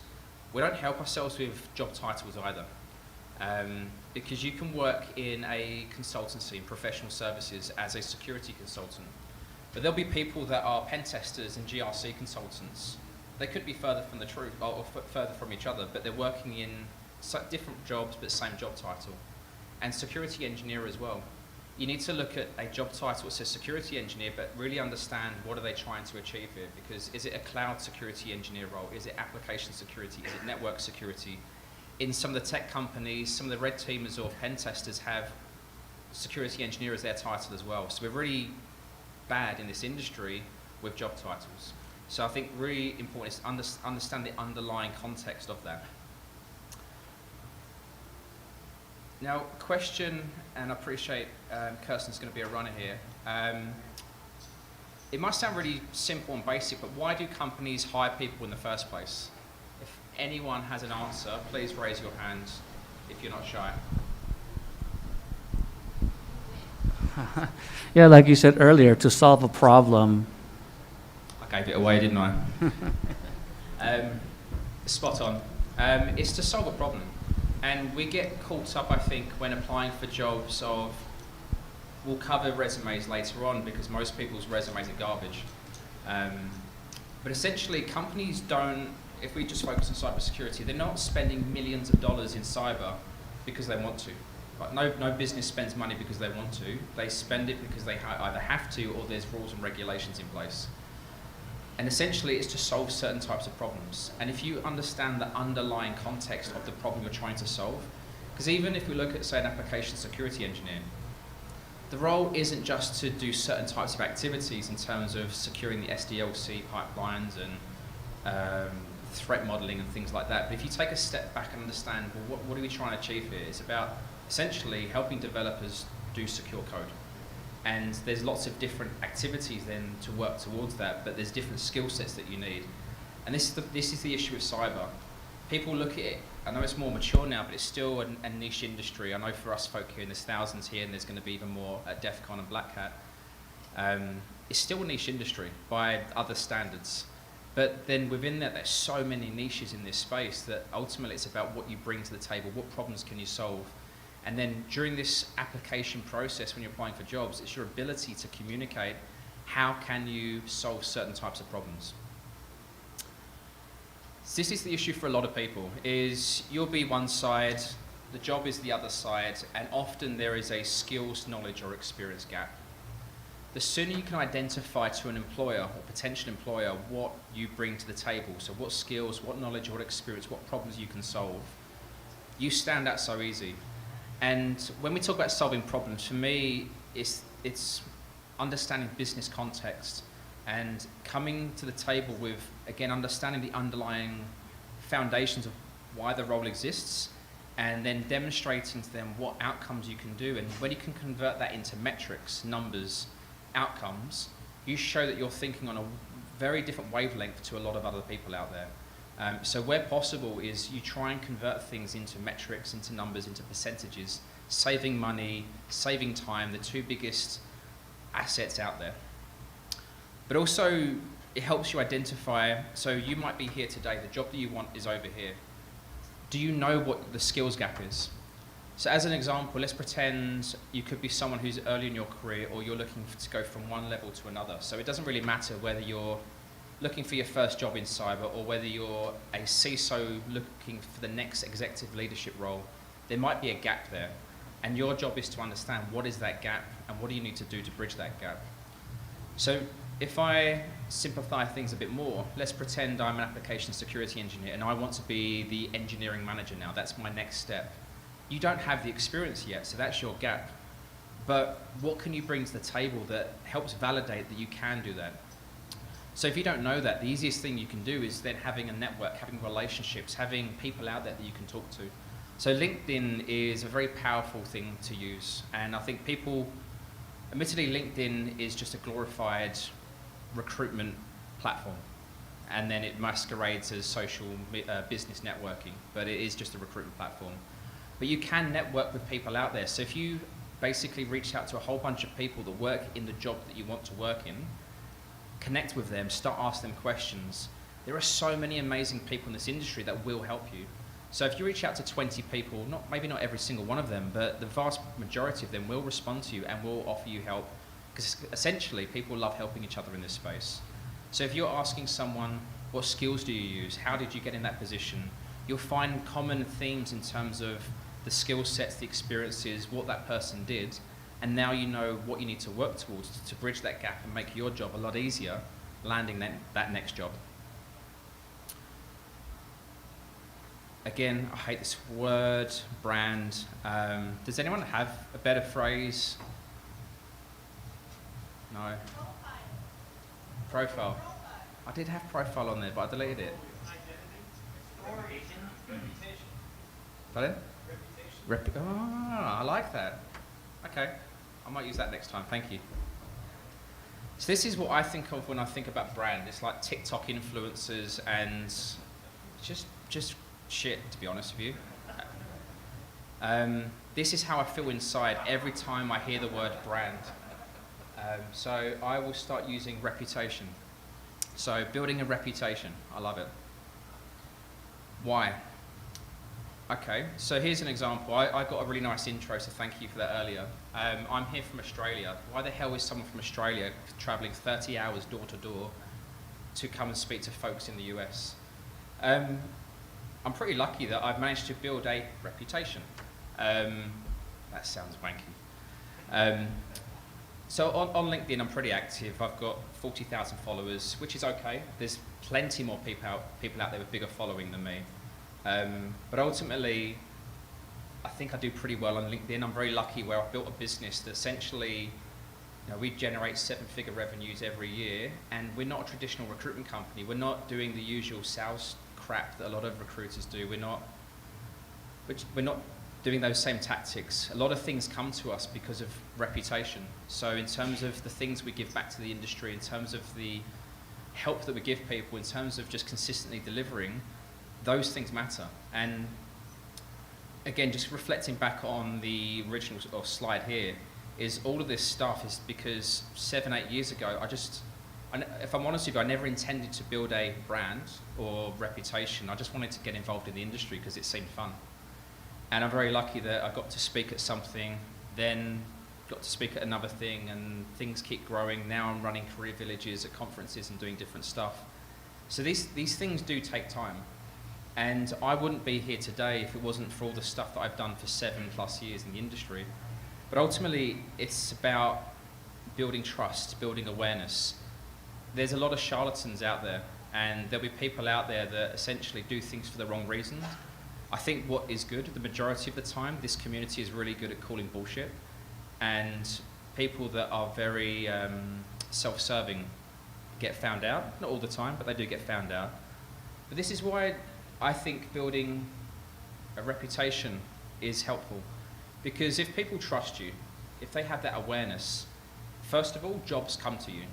And let's be honest, we've said job hunting sucks. Applying for a job online sucks. When you go online, you see a job that you like, you go through the process, you fill in the details of just either submitting, or you fill in these horrible platforms like Workday, and it just disappears into a black hole. And sometimes you never hear back from the company. And it's demoralizing. It's not a fun process. And what's a lot nicer is if jobs come to you. If you're being approached for jobs, and essentially you don't have to look for jobs because your brand, your reputation is working for you in the world. And essentially, again, people trust you, they like you, I want to work with that person, and jobs will come to you. So that's really helpful. Opportunities, like presenting at conferences. The more you do things, and if it goes well, when people get value out of it, the more you get. And again, the more you give, the more you get. But you don't do it to get back, you just give, and hopefully people like it, and hopefully it works. But essentially, it's not a bad thing at all if you give back and people get value out of that. That's a nice win-win scenario for everybody. When you're a manager, it's a lot easier to hire people if they know you. So there'll be hiring managers out there that essentially they have a job, they post it on LinkedIn, and people come to them because they know this person and they want to work for that person. There'll be other hiring managers out there that have no brand, no reputation, no awareness, and they might post a job but no one sees it because they don't have the network, they don't have the credibility, they don't have the trust. So not just from that perspective of about jobs in the future, but also potentially as a hiring manager, if you have people coming to you when it's a very challenging environment to hire good people, then that's a lot easier as well. The bigger the network, the more things come to you. So there's the old saying that it's not what you know, it's who you know. But it's also who knows you. And it's just, again, things are a lot easier if more people know you. And then again, the opportunity to give back. It sounds cheesy, but honestly, it feels good. If you know that people get value out of essentially advice and insights that you basically offer, it feels weird or cheesy, but honestly, it feels really good to make a difference. I've done a ton of stuff over the years, and things that I even forget sometimes. Then I get people reach out to me and say, hey, that thing you did 3 years ago, I followed your advice and got a job. And it's like, cool, I never knew that. Like, you never know how many people that you actually are impacting, but to get those bit of feedback every now and again, like, you know that it's working and you know that people are getting value, and that's really important. Also, it's fun. I'm very fortunate where I can go to a conference in Australia now, most conferences, and I don't even need to talk to anyone because fortunately they'll come to me because LinkedIn, and it helps. Honestly, in my job and my capacity, I meant to be an extrovert. I'm not. I feel so bloody uncomfortable walking around a room, even worse with masks, and you can't recognize each other. It's really awkward. I don't feel super comfortable walking around a room and just going, hey, I'm Ricky, what do you do? Some people do, and fair play to them. And that in itself, if you can build that tolerance, that skill, because it is like anything, it's like a muscle, it's a very powerful thing. Because you'll see people out there, and there'll be someone sitting on their laptop, sitting on their phone. It looks like they're busy. Basically, they're lonely, because maybe they're in the same position as you. And just a really quick tip that I use myself, because I went to a conference in Switzerland recently, did not know a single person, and I felt super uncomfortable. So I set myself some just small goals. So in the morning, speak to 3 people. And the way I would do that is I would look for other people on their own as well. It wouldn't always go to plan, but essentially look for someone else on their own, because maybe they're like me and they don't know anyone else as well. And the ideal thing is when you're in a queue for food, because essentially no one's going anywhere. You're behind each other and you say, oh, hey, like, what do you do? Or how's the conference? Just open questions. How's the conference? Or what have you seen today? Who did you see? And then, oh, what do you do? And it just flows from there. But open questions are really, really important. So if you don't know open questions, who, what, when, why, how. If you ask a closed question, you're tempted to get a closed answer. Did you have a good conference today? Yes. Cool. Or how was the conference? It was really good. Now you can expand the conversation. And honestly, you just never know where these things land. I know people that have met their partner at a conference. There are a ton of people that get jobs from conferences.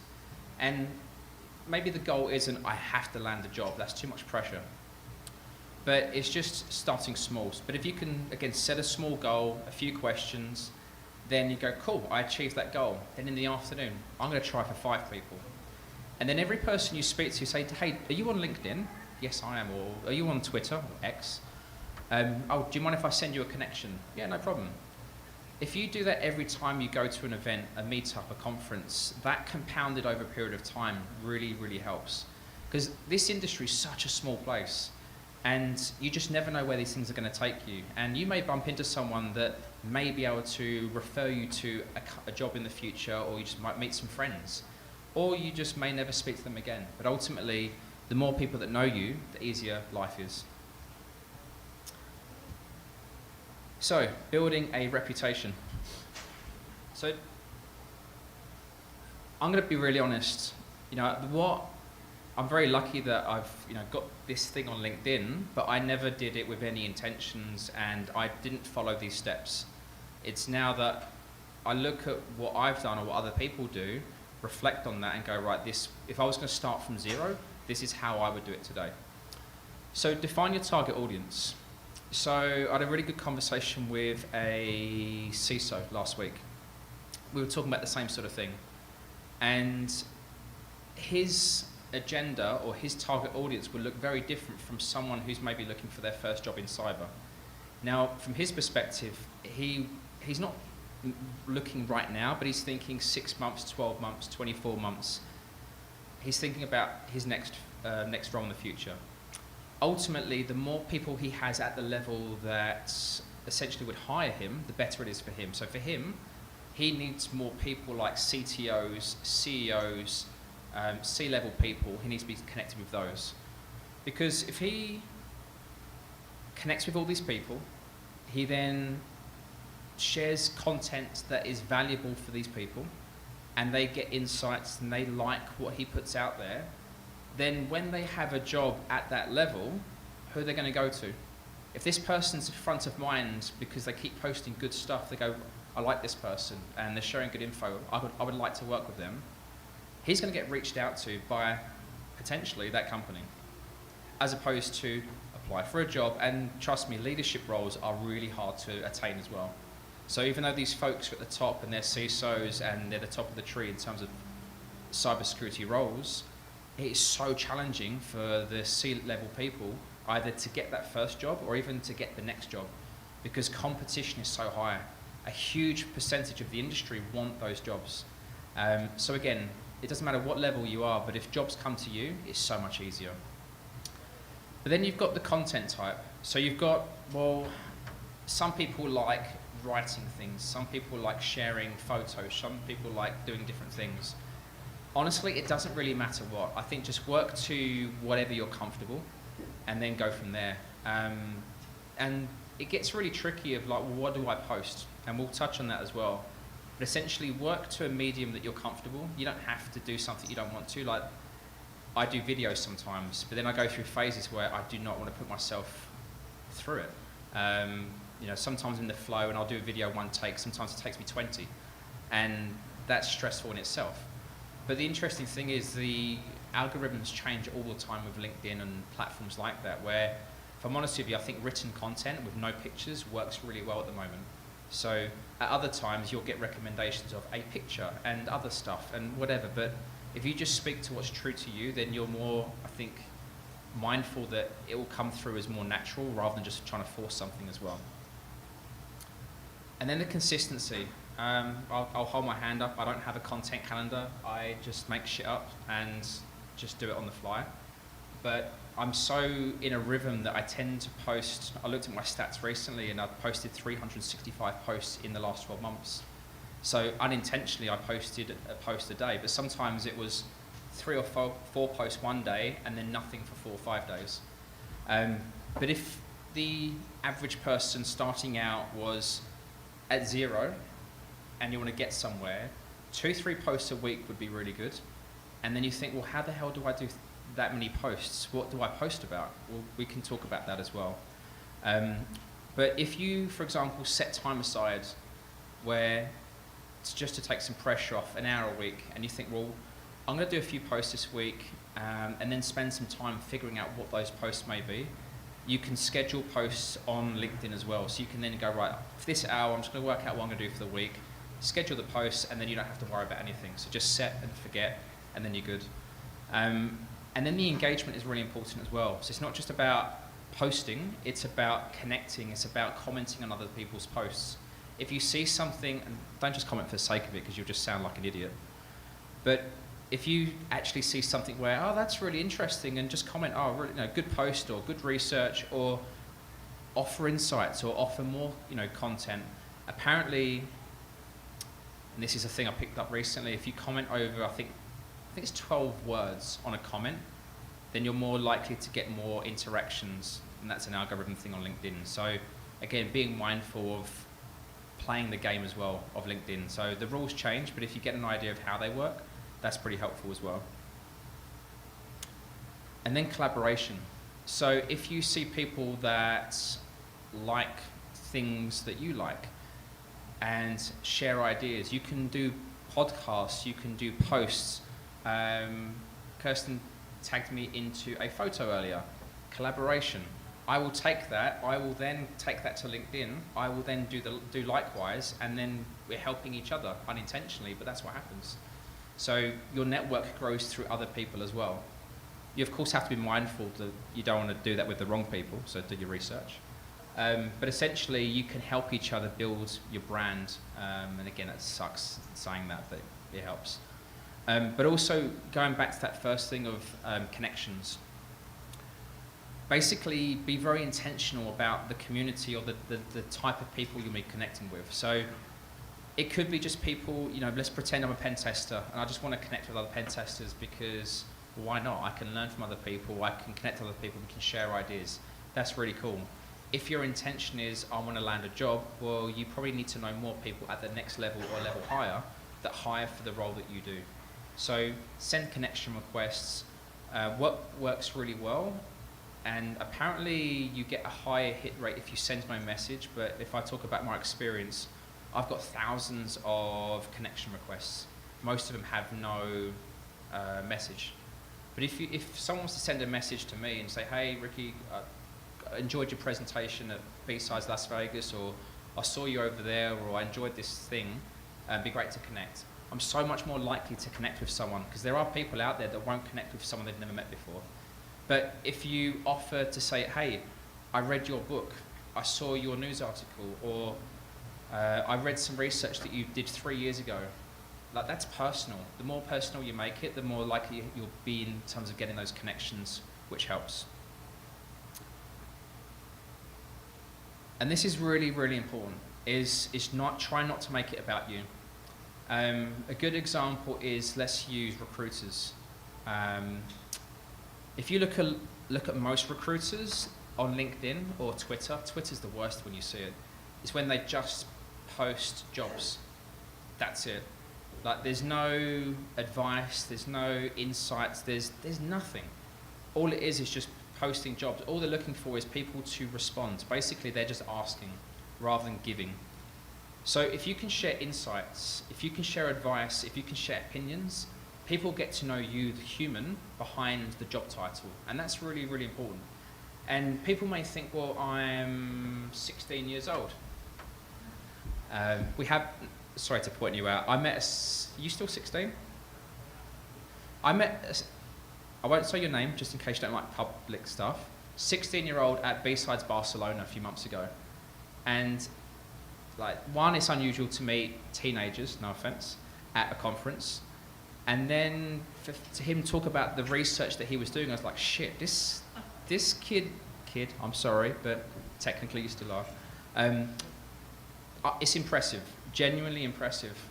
And then he said he was going to DEF CON and B-Sides Las Vegas. I was like, who does that? And that's just amazing. And then I gave you advice about building your LinkedIn, sharing insights, like sharing photos and sharing things. And ultimately, it helps build your network. So again, you don't make it about you, but you make it about sharing, giving back. Because there might be other people that you're going through the same sort of things. But again, the point I'm getting at is you might be, no offense, 16, or you might be 30 or 50 or whatever, and think, I don't know what value I offer. I've never worked in this job before. How the hell can I provide value to other people? Well, the thing is, you can document your journey. You can talk about going through things like starting out in bug bounties. You could talk about going through Hack the Box. You can talk about different things. Just document your journey, because other people will be at a different point and might find it interesting, or they might learn from you. Or you might get other people go, oh, I respect that person's trying, and they might come and then give you advice as well. But essentially, you never make it about you. You try and just offer things for other people that hopefully, again, they get value out of. And this can work really well. Like, if you have no ideas what to post, just use what's out there. You don't have to be original. You don't have to create things and be, oh, I'm going to be a thought leader. Basically, first of all, just Google news. I'm just going to Google some hacking stories, or this company got breached last week. Or you might find some interesting research topics, or a blog, or something like that. Well, I like to think a good example is this. So I'm showing my whole screen here.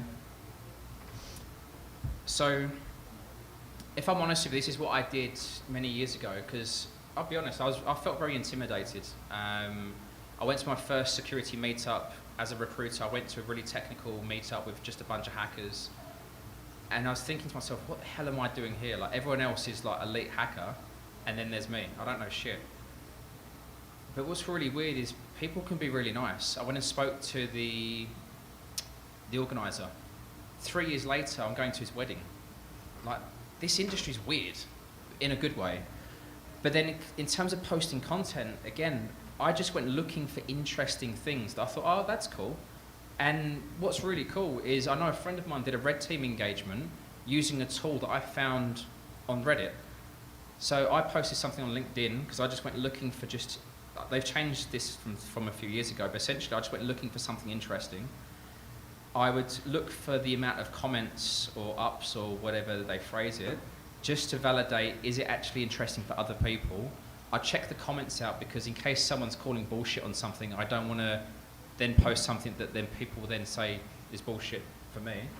But if people like this thing, then hopefully other people find it helpful as well. So grab some links, share it on LinkedIn. I talk about collaboration, so tagging in the person who actually authored the post, the research as well, because it will hopefully help them as well, because more people that know them, it might help. And again, you never know. And it was really weird that my friend messaged me out of the blue to say that post you shared, I used that tool and I used it on an engagement. So it's really cool. But essentially, you can just do that. Google hacking news. there's just, the stuff is out there, you just need to use it. And then things like a conference is a really good opportunity. So I spoke about a CISO that I mentioned earlier. So I feel like his LinkedIn profile didn't do him justice. So he had about 1,700 followers. This guy is really good at what he does. He's worked for respected businesses. He does a lot of stuff in the community. He doesn't put himself out there enough. And essentially, he wants to have more things come to him. So he spoke at an AWS event in, I can't remember, somewhere in Asia recently. And he only had one post about it. But I said to him, you can do 3-4 posts on that one thing, because you could have, like leading up to it, you could have a post really looking forward to speaking at this conference in 2 weeks' time. Then a week before the conference, can't wait to attend this conference and watch this presenter speak. At the conference, you could take a photo, doesn't have to be a selfie, it could be literally a photo of a room or the signage or whatever, just to say, basically I was at this conference.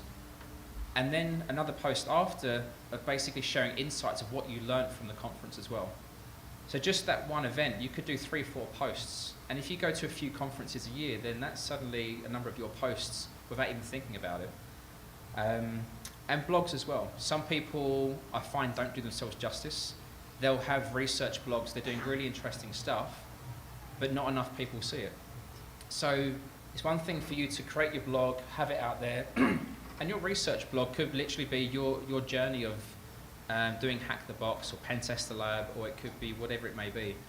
But you could then take those posts and then put it on LinkedIn as well, or put it on Twitter. So again, hopefully more people see essentially the cool stuff you're up to and might get some value out of it as well. So, in essence, if you post 3 to 5 times a week, which sounds a lot if you don't post at all, it can feel a lot, but if you go through the sort of advice that I said, it's not hard. Literally dedicate an hour to Googling some news in cybersecurity. There's 2-3 posts. Add connections. So if you're consistent with building building your connections, and just, again, dedicating even half an hour or something a week to go, right, I want to build my, I won't say target market, but essentially your target audience or your connections. You just search LinkedIn for this type of person in your area, even better, because hopefully you may even be able to meet up with some people. And a really good example of that is a friend of mine who, I don't think he's here today, but he's somewhere in Vegas, he's over from Australia, he's pretty senior at the company he works at. About 5-6 years ago, he was told by a recruiter it's going to take him 5 years to become a pen tester. And he said, well, bullshit, I'm going to get there quicker than that. So where he lived, he basically went to the local meetups, connected with as many pen testers as he could, and then basically started taking them for coffees, for beers. I'm not recommending that because I don't want to give you advice and then you meet the wrong person and life goes wrong, but I'll just say this is what he did. He met lots of pen testers and he basically found out, what do you do in your job? What skills do you use? He basically understood what was that skills gap. Then he realized that not just the skills gap, but he also realized what value he could bring as well. So there is a typical thing, unfortunately, for maybe a lot of technical roles, that sometimes the communication skills or customer facing or sales side sort of balances the other way. And he realized that from his experience working as a developer, working as an architect, he had lots of customer facing experience. He could talk to customers, engage customers, he could do scoping, he could do things that a lot of pen testers basically just didn't want to do. So when he landed his first job, it wasn't entry level, he got a first job as a senior consultant, because essentially he could demonstrate to the organization the value he could bring. And this is really important for everyone to try and bear in mind, especially for those early in their career. Often you're not starting at zero. You have something to offer, you just need to work out what it is. So what is the thing? This goes back to problem solving. He identified that in his capacity as a pen tester, the other pen testers couldn't scope, couldn't manage the customer, couldn't manage the engagement. They just wanted to hack shit. But he could do that. And because he could offer that, the company saw value, so he got the senior role, he got a decent salary. Now he's put in a position where he's moved on from that business, working for a $1 billion tech company, managed over 50 people, and is on a really decent career trajectory. And it was only 5, 6 years ago, he was told by a recruiter it would take him 5 years to become a pen tester. So, one, don't believe recruiters, which negates this whole topic, because most recruiters don't know shit. But there's a lot of things you can do, so please remember that you have something to offer. You just need to work out what it is. And this goes for folks that have never worked in IT before. So things to bear in mind is in cybersecurity, yes, it's basically a technical industry, but things don't happen if you can't communicate, if you can't influence. And it doesn't matter if you're a pen tester who's basically hacking shit, because if your report is garbage and that doesn't influence change in your customer or your company, then you could be the best hacker in the world. But if you can't write a report that influences change, that has actually impact in the business, then you're no good. You could be an average pen tester, but fantastic at writing reports. You actually make a difference. So there's lots of things out there where there's people that come from hospitality backgrounds, working in retail. Your customer-facing skills, working under pressure, like there are some really good people out there, for example, that have worked in the kitchens, working as a chef, working as a cook. Like, if you work in a SOC, you know, that's very transferable there. Yes, it's not technical, but you can work under pressure. So again, it's knowing how to extract this role here and the similarities. So again, I've gone off topic a little bit here, but I think it's really important that for most people, you have something to offer. You just need to work out what it is.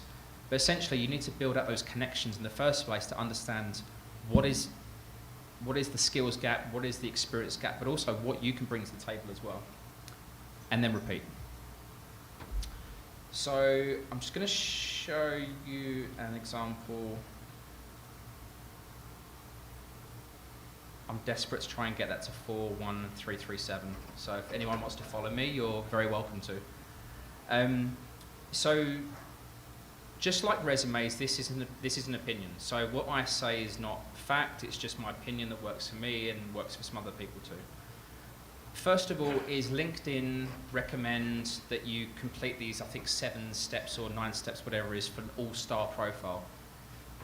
Follow the advice. Don't follow the advice about giving your passport details to verify your profile.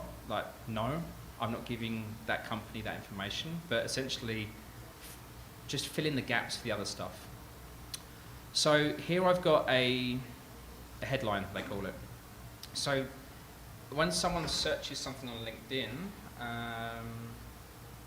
essentially they'll see like my profile, they'll see the headline. So straight away people hopefully understand that I recruit in cybersecurity and I'm involved in the community.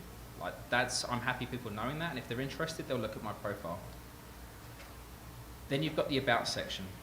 Think of LinkedIn as your online CV. I know people that put more effort into their resume than their LinkedIn profile. The reality is there are way more people that are going to see your LinkedIn profile that will ever see your resume. So either transfer the information over, or just put more effort into your LinkedIn profile. So quickly, if someone just looks at my profile, they'll see that I run CyberSec People, we're a recruitment business. They'll see that I've done a bunch of industry stuff and that I'm passionate about neurodiversity.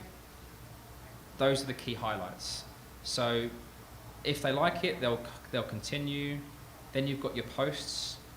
I said recently, like again, I'm a bit sporadic with my posts. I've posted I think 3 times in the last week, but here's a post in this conference.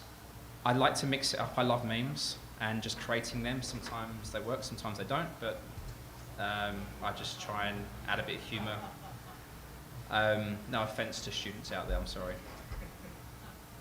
And then I post the odd job post as well. But I'm not a recruiter that's just posting job posts. I'm trying to offer value. You might recognise that. So there's my sort of 2-3 posts about the conference and then upcoming stuff. But again, I'm a recruiter. We're working jobs with customers, but hardly any of my posts, or 1 in 5, 1 in 7, are actually about jobs. So again, I like to share insights. I like to share advice. Because if I'm honest with you, people get more value out of that stuff than the odd job placement. And then you've got your job stuff. So I'll hold my hand up here. I haven't done a great job of it. Mine's pretty nothing. Like, that is literally a description of my job. I've been running this business for over 7 years now. But it's quite self-explanatory. But you can do this in your job. Again, think of it like your CV. You would write what you do in your job, because ultimately the more information you have, the more people are going to find you. And just to sort of reiterate what I said earlier about connection requests, I can't accept any more connections. I've nearly tapped out, because LinkedIn, I think it's 30,000 connections they allow you to have. And I'm sorry for any people here that I'm sort of sharing names and stuff, but if I just scan through this, they'll see one thing here, but the rest, like, I'd say less than 5% of people actually write anything. And normally, when I could accept LinkedIn requests, I was a lot more inclined to accept the ones with messages. So again, if I were you, I'd be adding just a simple message, essentially to connect with people and why you'd like to connect. And talking of connecting, I'd like this to connect. There we go. So resumes. Like, honestly, resumes, no one likes them. No one likes to read them. We're in this holding pattern until something changes. If I'm honest, it's where I think LinkedIn's pretty helpful, because ultimately, I actually don't disagree with this stat, and it's a really horrible thing to say out loud. But I don't read CVs. No offense, but I'm not interested. What I am interested in is scanning your CV for certain data points. So I want to see your job titles. I want to see where you've worked. I want to see how long you've worked in organisations. Hopefully you've got some stuff in there on what you actually did, not the activities, but what problems you solved, what difference you made to a business. And then maybe some sort of technical stuff, if you have technical skills in the profile. That's enough. Ultimately, most people are not very good at selling themselves. We're not taught how to sell ourselves. But this can be really helpful where, again, I'm just scanning something because I'm more interested in getting to know the human behind the resume. So no hiring manager, if a company advertises a job, and someone showed me yesterday, they had approximately 370 applications for a job. No one's reading that. Like, if it takes, let's pretend 2-3 minutes to go through that, like, you're talking close to 1,000 minutes, 700-800,000 minutes to go through the resumes, then get back to every single person. Like, it's challenging, and recruiters get a bad rep, and if I'm honest, I think that's right most of the time. You can still respond to people who say they're not successful, because at least it gives people closure. But ultimately, looking at LinkedIn, looking at a resume, I'm just scanning for data points. So again, it's about the right information. So I talk about this, then I talk about the importance of what information to actually put on there. But essentially, we don't like writing them, people don't like reading them, and it sucks. The truth is, keywords do matter. There's certain things on a resume, and again, this is just opinions, because I shared, and I'll share with you as well, an example resume. How are we doing for time, by the way? How are we doing for time? Sorry, I'm laughing at your slide, I'm sorry. That's okay. So keywords do matter, and it's about the right information. So I'm just realising I've got 13 minutes and a bit more to get through, so I'll rush. But essentially, there is no excuses for certain things. Poor formatting on a CV in terms of like grammar and stuff like that, there's just no excuse. With the tools that we have out there, spell check and Grammarly and whatever, like, what really makes me laugh is when you see attention to detail as a skill on someone's CV, and then they've not spelt certain words correct. Yeah, interesting. Being too vague, generic. People don't. This is a tough one, tailoring your application to a job. But essentially, if you can see what they're hiring for, then you can tailor it, but you tailor only small parts. Like, you only need to do a few little bits. You don't have the important information in there. And too many pages is a real bugbear. So some people say 1 page, some people 2 pages. I won't pretend there's like a magic number. I'll only say there's just too much is the wrong thing. So what happens with most people is they don't start from scratch. They'll have a resume they've had for years. Then they either need a new job or they want to get a new job, so then they update their resume. So they've already got this 4 or 5 page resume. Now they add their new or their latest job on there, and they just keep adding. And now we've got 6, 7, 8 page resumes. And the truth is, no one's reading that. So resume writing is a skill. Personally, I don't think you need to pay someone to do it. I know there are people out there that do it, and if there's anyone in this room, no offense, but maybe you are good at what you do. But there's too many times where I've seen resumes from people that have paid a lot of money, and it's bullshit. They could have saved money and just done it themselves with just advice, in my opinion. These are some of the most nauseous creating words I see on CVs. Like, it's different if you can back up things, but if you just put, in terms of your soft skills or skills that you're a team player, you are passionate, you're innovative, well, validate that, back it up with examples. But essentially, they're just words, and you need to be really careful. Again, resume writing is a skill, and if you can demonstrate the ability to articulate very concisely, you're showing another skill set as well, again, which is really important in an industry where you're trying to communicate, you're trying to influence other people to make decisions.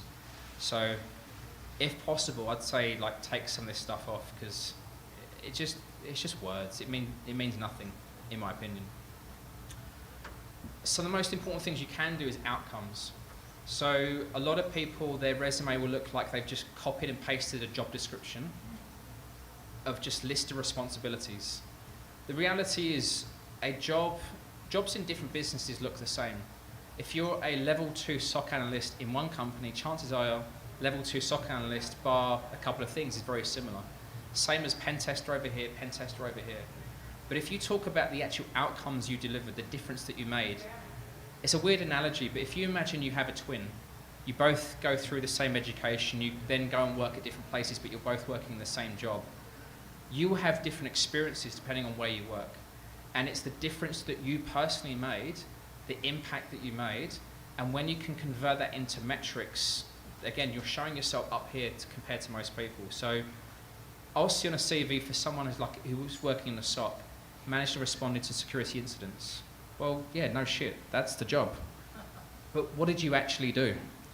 And when you can basically break it down to something like this, where you reduced downtime, or you reduced different things, or you showed saving money, you're showing that you have a real impact on the business itself.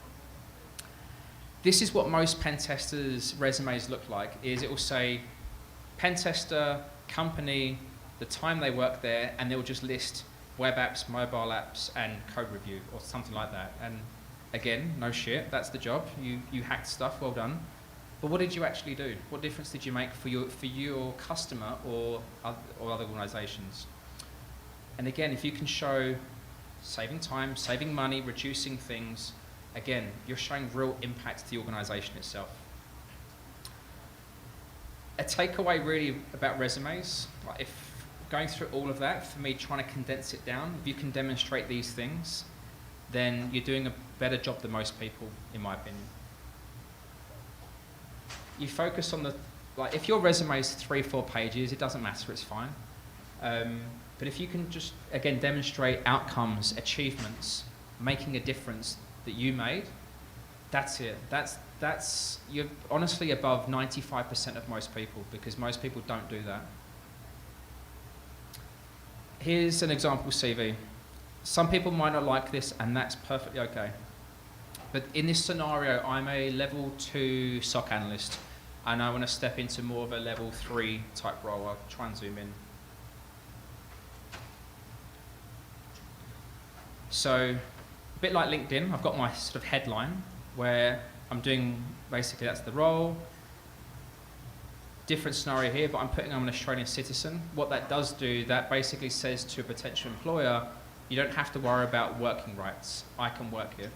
Obviously that needs to be validated, but essentially that stops a lot of applications, because a lot of applicants don't have working rights, and essentially, unfortunately, a lot of organisations may not be able to hire someone that needs sponsorship. Location. I don't put my address. I put basically the city or state that I'm in. A company does not need to know your address.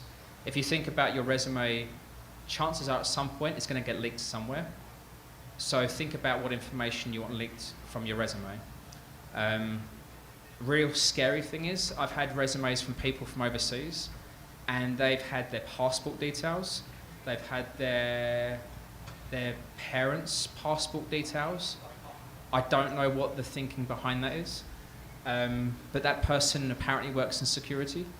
So go figure.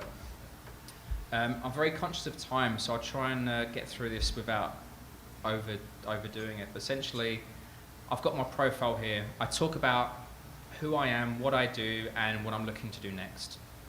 I have skills on there. So I did actually share this on LinkedIn, and some people gave different feedback, and again, that's okay.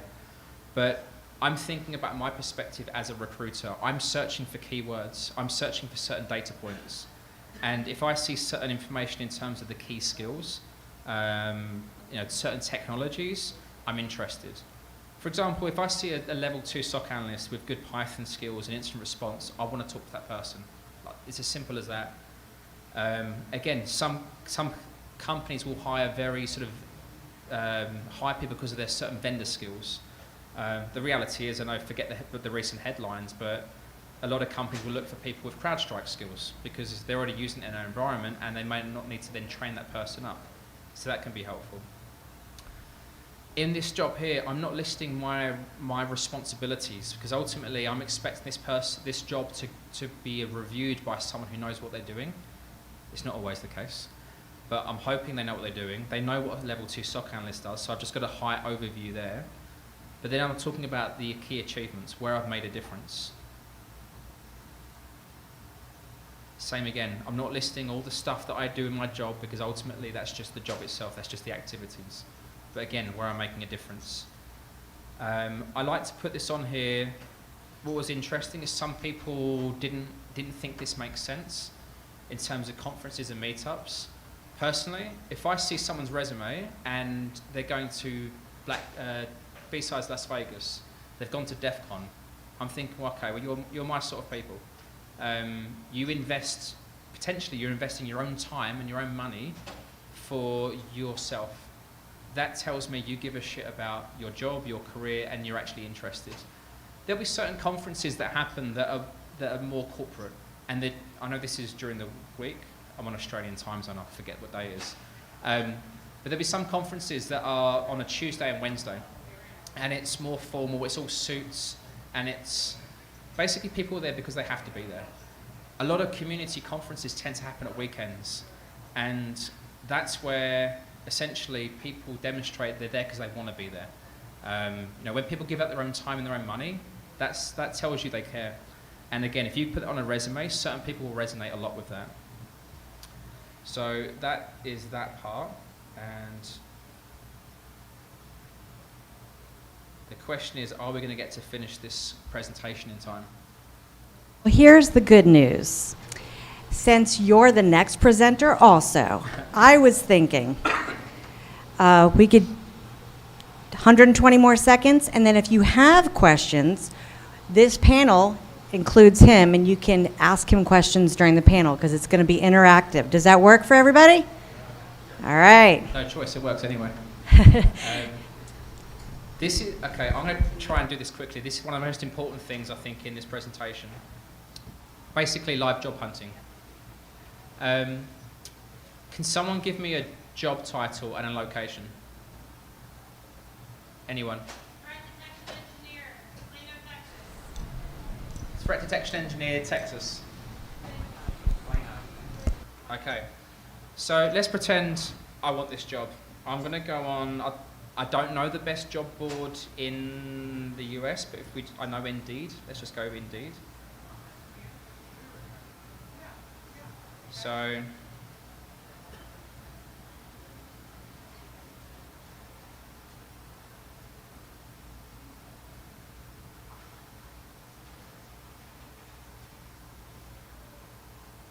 let's just go Texas. Okay. Yes, I'm a human.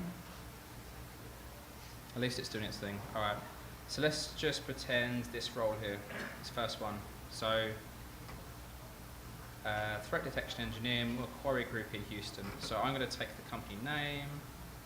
I'm going to go on LinkedIn, if I can go on LinkedIn. I'm going to search the company name. So we go Macquarie. Actually an Australian business. I'm going to all the employees, and let's just put in threat detection.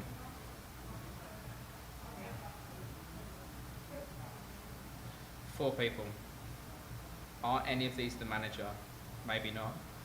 The job title might, so the job might say who it reports into, sometimes they do. So our global threat and incident response team. Okay, so let's just go cyber threat then.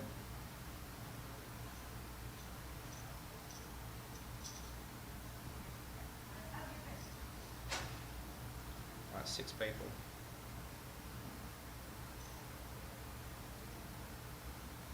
Okay, I'm going to say it's not any of these. I don't have the time to go deeper, but let's just pretend it's Samuel. That's a joke because he's a graduate. Let's just pretend it's Samuel. I'd go through the process. I would apply online for the job. But I would then send Samuel a message and say, hey Samuel, I'm not being demanding or anything like that. I'm just saying, hey Samuel, I saw the role for threat detection engineer. Looks awesome. I feel like I can add some value. I did apply for the role. Let me know if you've got any questions. Right, just really simple. All you're doing is flagging that I'm interested in the job. Now, if you've got a good LinkedIn profile, this is why you build your profile in the first place, is then they look at your profile and go, oh, this person's really interesting. They might be what we're looking for. Then they tell HR or talent acquisition, reach out to them and organize an interview. Basically, you're trying to bypass HR. You could do the same thing with talent acquisition, but essentially you want to go to the person with the problem because they know more what they're looking for than talent acquisition or HR. I don't have time to go deeper, but hopefully that helps. And if you want any questions or reach out after, then please do so. In the meantime, thank you for being here.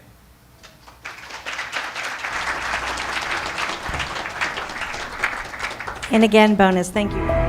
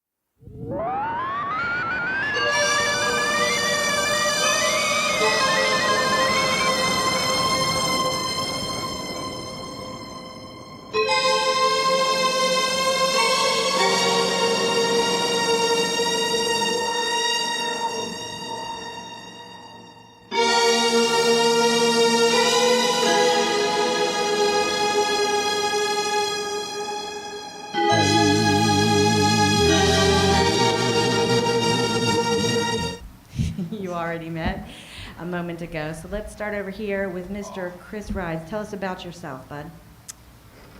I'm the other British recruiter.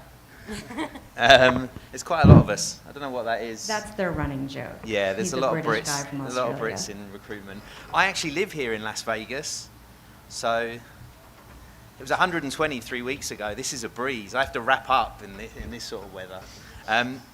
I've been in recruitment for. Yeah, I've been in recruitment for 25 years altogether. Started Tyro Security in 2012, cybersecurity staffing and professional services firm, with my best friend who's a pen tester, and so we have a pen testing and risk assessment arm as well. Very involved in the community, founded one of the founding directors of the Cloud Security Alliance SoCal chapter, speak at a lot of conferences, and have been involved with BSides for, I think, 9 years now. Speaking at pretty much every conference for the last 9 years, I think. So lovely to be part of the community. B-Sides are amazing.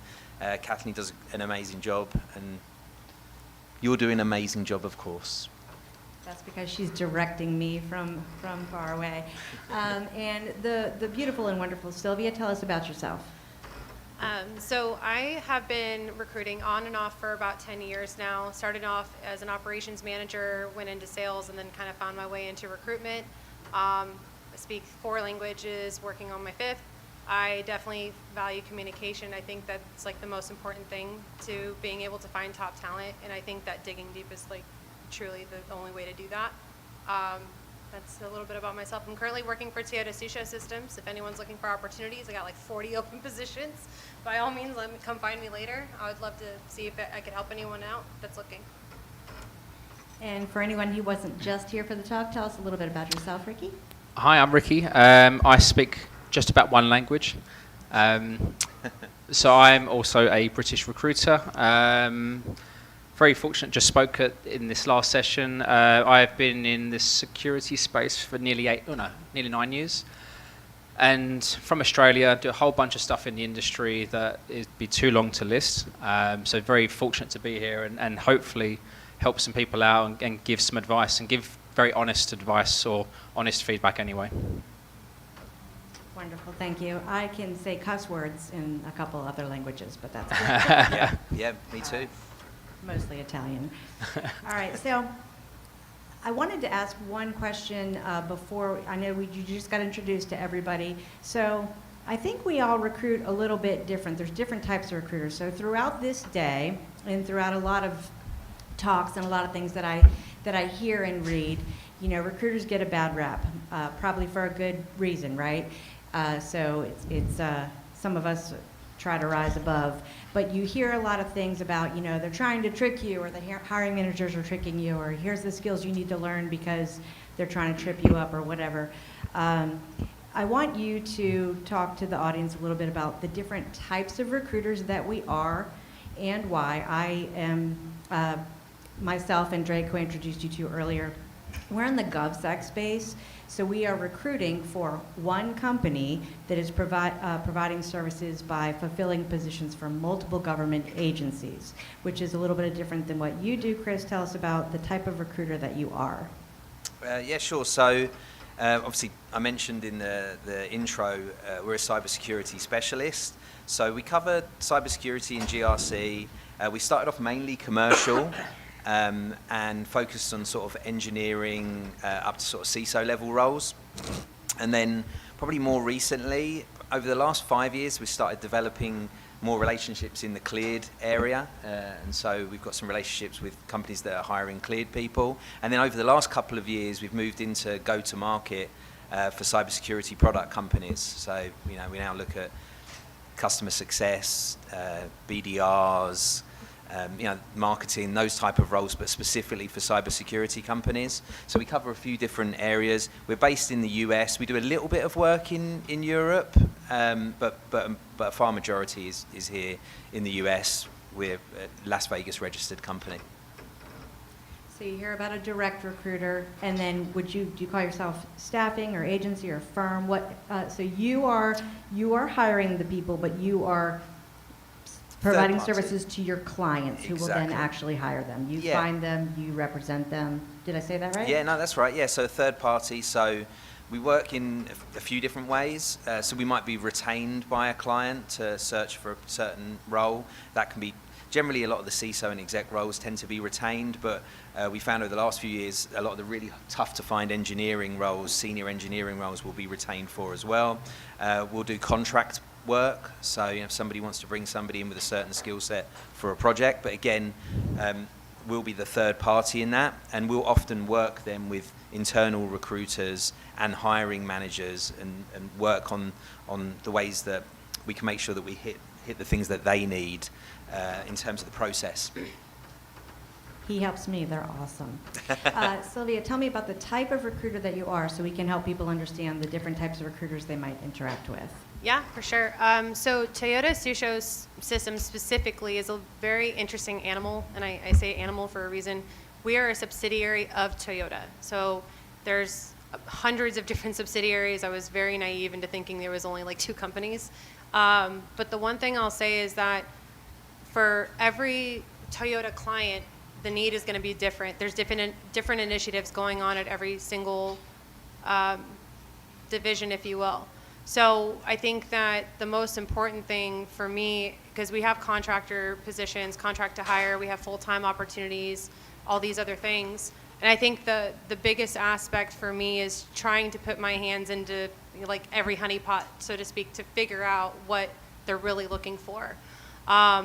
Which can be sometimes very, very tough because, the client doesn't necessarily, Toyota client doesn't necessarily want to tell us everything. There's a lot of, and I know you know where I'm going with this, but like, there's things that I will never know because essentially it is the client. It is, essentially private information that I'm not even able to have. And it's like, okay, so you want me to hire for this position, but you don't really want to tell me what you really need because it could leak out something, right? So at the end of the day, it's really trying to better understand and having those conversations, open conversations with the team as much as I can to basically get that understanding. And I'll be honest, it's not doesn't always work. You always have different managers that, don't have the time or just don't care to deal with recruitment in general. So it makes it sometimes a little tough, and sometimes trial by fire is the only way to succeed, and because you're gaining more and more information after every interview that happens. It's not ideal, but it is the way that it goes. But again, going into communication, transparency, and honesty, that is like my baseline for everything. It doesn't necessarily mean that I may know everything, but I'll be very transparent with you, like what I do know, what I don't know, how I can help you get to the next step if I can help you do that. And I think that's literally my baseline as far as everything. So I really want to highlight what I just heard you say, because I think it's important. It doesn't necessarily match some of the other messages that you have heard. So it's great to have different perspectives. Nobody's right or wrong, nothing's true or not true, but a different perspective that you may have heard would be, that the recruiters are tricking you or lying to you. She just described the whole basis of the type of work that she's doing, trying to find out as much as she can to tell you and to be as transparent with you as possible, right? So I just want you to know that you're gonna have to find those right recruiters who are gonna do right by you. So I'm really glad that you described it that way. That wasn't Kirsten, planned. Can I add to that about so you're describing a really consultative approach, and that's what a good recruiter does. I've got a couple of examples of that, but what I will say is we went over all of our job descriptions from 2018 to 2023, went through all the placements that we made, and we looked at the job descriptions we had on file, which is what we get sent, and then I looked at the separate job description, which is the one we take. So we will not take a position on without speaking to the hiring manager, without doing a consultative approach and going through the job description. Over 90% of the job descriptions that we took and that we placed were markedly different from the actual one we were sent. And so a lot of the issues that are happening out there are because the job descriptions don't match the actual people they're after. And often, people like us, good recruiters, our job is to get that information out. It's not always that easy. It's not always that they don't, so often they don't even realize that they don't what they need, right? So it's a tough job, and it can be progressive, bit by bit, absolutely. That makes me want to just ask you a follow-up question, Ricky, before you answer that first question, like bonus question. We will review in this conversation the expectations on the candidate side, but Chris just peeled back a little layer and told us about, doing intakes and understanding what your client wants, which is exactly what, Sylvia was talking about. Can you expand on that a little bit as well? Yeah, so the process, I'd say for most decent recruiters is, at least the way for us, is a company will say, hey, we want to hire this person, we need your help. So then you organise a conversation with the hiring manager to take a full brief. That might take 30 to 45 minutes to understand their specific needs, culturally, technically, the ins and outs of the job, how to sell the job, the culture of the team, and lots of dynamic stuff that you don't always get from a job description. Is this recorded, by the way? I believe so, yeah. Okay. It's definitely live streaming right now, so. Watch what you say. That's what I'm trying to, Yeah. try and be mindful of. Read between the lines. Okay. I don't always read the job descriptions because, as Chris was attaining to there, I prefer to take my own. Often, most organisations just basically regurgitate old job descriptions and go, oh, we're hiring for this role again, let's get that job out the folder, and basically use the same thing for a brand new role that they've never hired for before. So a good recruiter does that. And there's some really, I think, good questions. If you're applying for a job, basically you should interview the recruiter that you're talking to. So you could ask them, have you taken a brief from the manager? Or who did you take a brief from? Because maybe they took it from talent acquisition. The thing is, the closer you get to the source of truth, the more information you'll get. We've had it before where some companies don't allow us to talk to the hiring manager because they're too busy, although it would save them time in interviewing if they're not interviewing people that are not right for their role if they interview the right people. But essentially, we have to do it via talent acquisition, which is they're doing their best, but they can only work with what you're given. So basically, who did you qualify the job with? Another question you can be asking the recruiter is, how many agencies are working this role? If it's like a third-party recruitment company, do you have it exclusive? Are you retained?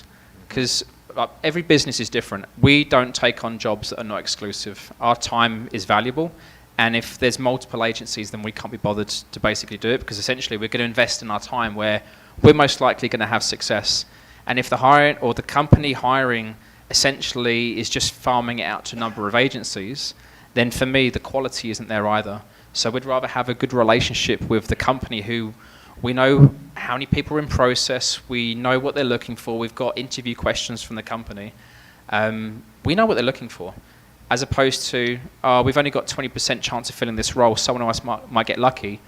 We'll spend our time where we've got a much higher likelihood. But there'll be agencies out there that just take on any job.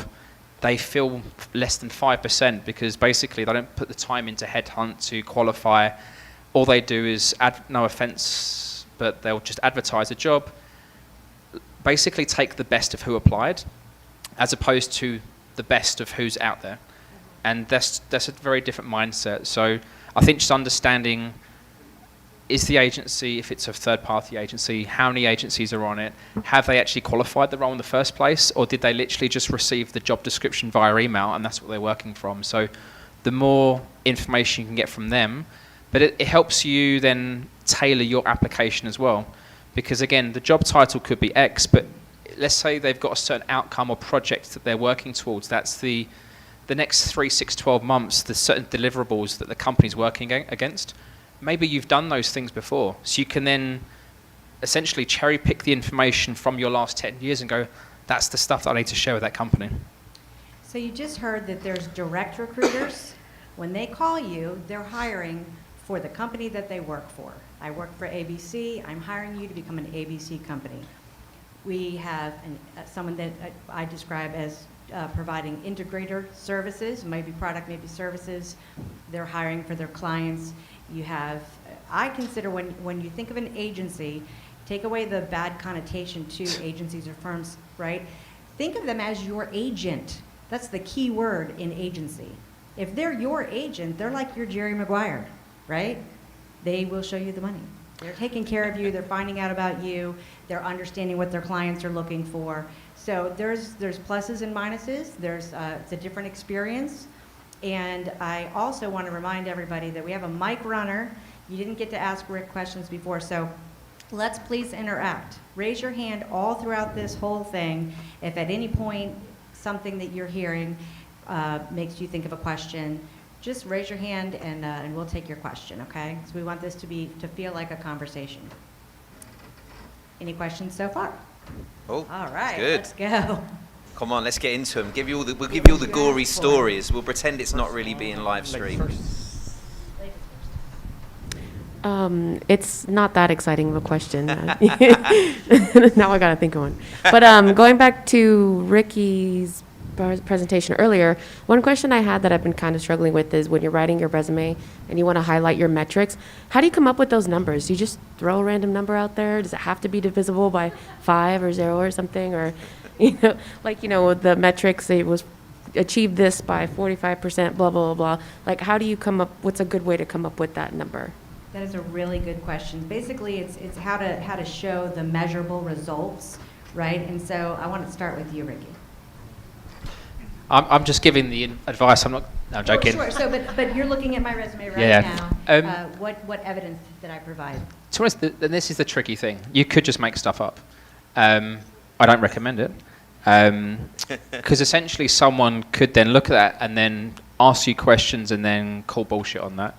So it's a really good question. How do you get then the percentages or whatever? Like, essentially you need the data to start with. So you need to understand, well, what was the before state and what was the after state? And then when you can convert that into a time frame or dollars, that's how you do it. But you need to understand what it looked like before to then your involvement and then the after state. You need to be able to show the working out, right? That's the thing with it, because people will see that, and certainly I would see that, and I'd be like, oh, how did you get to that? So what exactly was it before? And so you end up twisting and turning and probably in the middle of a bunch of questions you didn't really want to be discussing. I would always say, like, take the job description that you're applying for, look what they're specifically asking for, and if you're going to put metrics in, make sure they're metrics that are the truth and that you can talk about and discuss, and make sure they match the things they're looking for, because random metrics aren't going to help you generally get a role, right? So target the exact things that they're looking for, and then anything else hopefully will come out in the interview. So remember one of those slides that we saw earlier, and then we'll do this question and then this question. But remember one of the slides we saw earlier that said, don't just say all these descriptive words about yourself. I'm enthusiastic, I'm a go-getter, I'm a blah blah blah. Read through the story of your own resume, and remember what you accomplished. There may be some jobs where you're going to skip it, but did you help solve a problem? Like, that's not going to be a measurable thing that you can add a number to, right? But you can say that you participated in the solution design for the thing, right? Think about all of the interactions and all the things you're doing in your day-to-day and the end result of those. You participated, you were part of the solution. So you can say that you helped solve this problem, right? People want to see that you did something that resulted in something else. There's a thing called the STAR method. I'm not going to go through it now, but if you just research STAR method, then you'll get more advice. It's a really good thing to follow, especially not just on a resume, but when interviewing as well, because there are managers that specifically look for that. And in my career, I've dealt with lots of people, and the whole thought process changed a few years ago when I dealt with this one hiring manager who's, to date, the smartest, most impressive person I've ever dealt with. And all he cares about is not years of experience, but what impact did you make? What difference did you make? And when you can demonstrate impact in an organization, that's when you understand that you actually made a difference. What contribution did you make? Because you could be in a team of five people, but you're still doing other things from your colleagues. But essentially, if you just review STAR method, you'll find some good info there. And if I may add, so metrics doesn't always need to be just KPIs, SLAs, numbers. Like, again, I think we've all kind of said it in a different way or another, but essentially it's just showing, instead of saying all these adjectives to describe yourself, explain what you've actually done. Explain, you know, this was supposed to be a 6-month project. I got it completed in 2 months. Or, you know, I led this and that initiative, and this is what my part was, like, you know, like she was saying. So, again, there's ways to show things about yourself and to sell yourself without being like, I'm amazing, just talk to me, you know what I'm saying? So it doesn't have to be that, like, intense. Putting it in your work, like putting your resume like in format to where this is what I've achieved, this is what I've done, these are the things that I've helped to, you know, create that impact. That shows a lot more. Yeah. The other thing I'll say too is that if I see a lot of people that omit their side projects, stop doing that. Like, you're only shooting yourself in the foot. Like, to be honest, because if you're working and then having those positions as well, like, or those projects as well, add them in there so we can see that not only are you working full time, but you are doing those initiatives as well. Again, those are like ways that I would do it without necessarily metrics. And it helps you, like, the side projects massively. Yeah, like, you know, absolutely. if you've got your research blog, or again, attending conferences or training and stuff, there's so people that don't do themselves justice because they're not adding that information to their profile. Mm-hmm. So if you imagine two people side by side, same experience, but then this other person has the side projects, they can go on their GitHub, you can see the things they're involved in, you can see the events and the training they've done. Well, suddenly this person's up here because look at all this extracurricular stuff that's really interesting, as opposed to a nice profile, but this one looks better. And ultimately, because you mentioned about, you know, the words and stuff, you demonstrate you're good by achievements. Yep. That's it. Like, you validate that through experience. Mm-hmm. And if you just keep that in mind, honestly, you'll stand out above most people, because most people don't have it. Again, it just looks like a job description, and it's boring, as opposed to how you made a difference. I had one client that actually told me, we were talking through the job description, and he's the head of security at a big public company. We've supplied a couple of people to him, and we were talking through how he hires, and he actually said to me, he said, like, if there was one thing, I know I can't ask this, but he said, if there's one thing for me, I want to see that passion for what we do for a living. I want to see that they're excited to be in security, and so the sort of stuff that's on the resume about going to conferences, going regularly to your local, you know, ISSA or Cloud Security Alliance meetup, those sort of things really do make a difference. He actually said to me, if I could get away with it, I would be like, look, can I have your phone? Let me look through your news feed. And like, obviously he knows he can't. If he's watching this now, he'll know exactly I'm talking about him. But he was like, if I could see through their news feed, I know, because I know the people in my team, our news feeds are full of security-related news, because that's what we're passionate about. And I think those are the kind of things, he's not alone in a hiring manager in looking for those sort of things. So if you can demonstrate it without giving your phone across, because you're never going to do that, right? If you can demonstrate that in your resume, it's really important to do that. You know, you're all here now today because I'm assuming you're very passionate about what we do for a living, right? So put that on your resume, and it does stand out. Mm-hmm.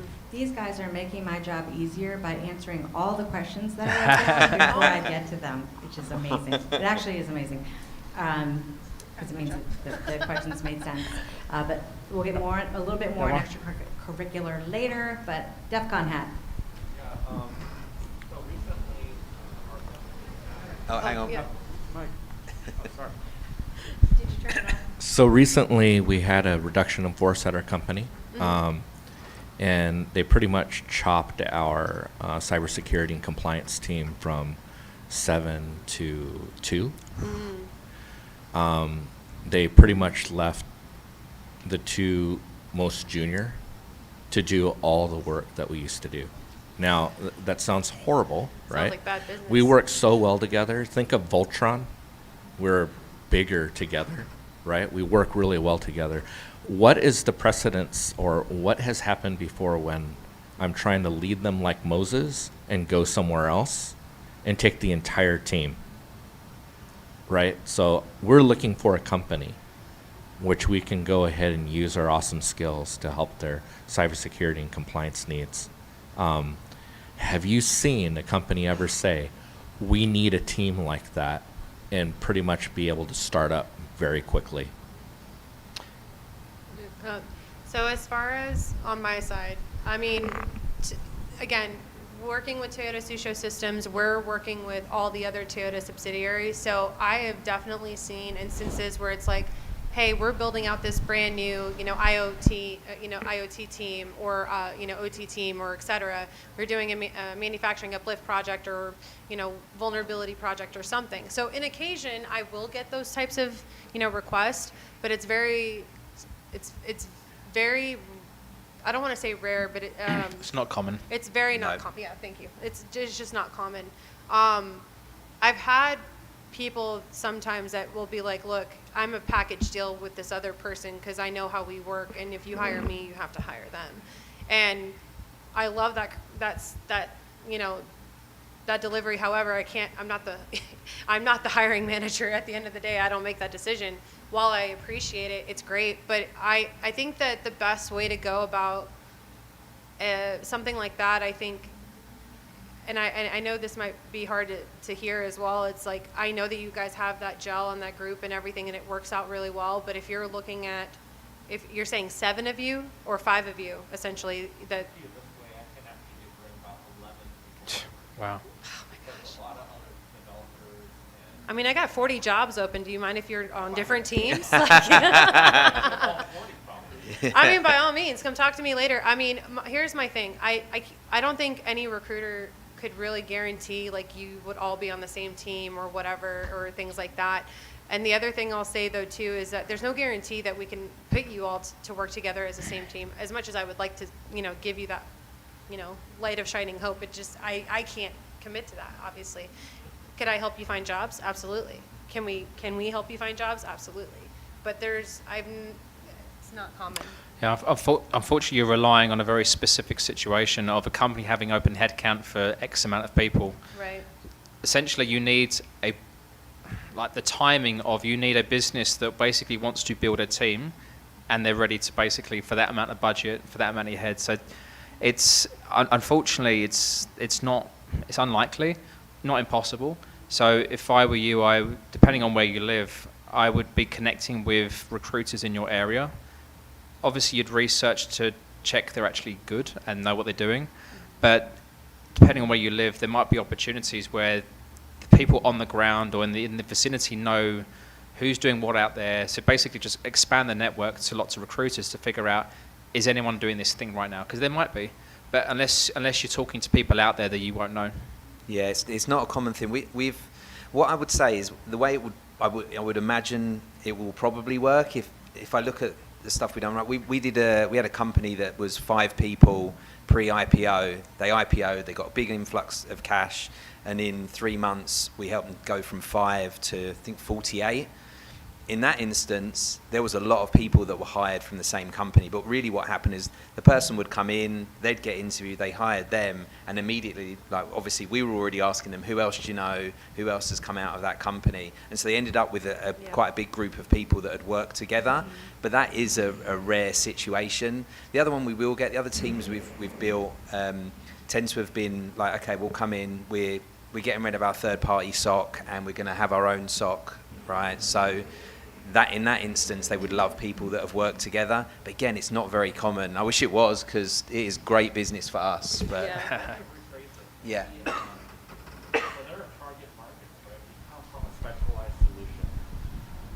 So we come from a specialized solution in the industry. Think of SD-WAN, right? If I think of competitors, maybe Zscaler or Palo Alto or Fortinet, or how about if we attrit and go to the competition? That will literally give them that leading edge. That is the marker that says, you know what, we just took away from our competitor, and now we have the crack shot team that'll lead us to success. You need to figure out who in those organizations basically who would benefit the most from that. Yep. So what type of person, what type of seniority, and either find a way, again, using LinkedIn, to basically research who that could be, connect with them, or try and find a mutual contact who can introduce you to that person.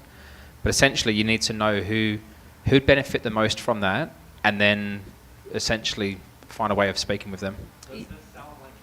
So, Yeah, so listen, I think that, I think the big takeaway across the board is it is possible, right? And that networking, which is exactly what you're doing, is the way to get it done, right? And it's gonna be a scenario, maybe like what Chris was describing. Maybe, you know, Drake's company wins a contract and he has to fill 50 people today. Boom, he needs all 7 people, Yeah. right? So the scenarios are out there, it is possible. It's gonna come down to networking, right?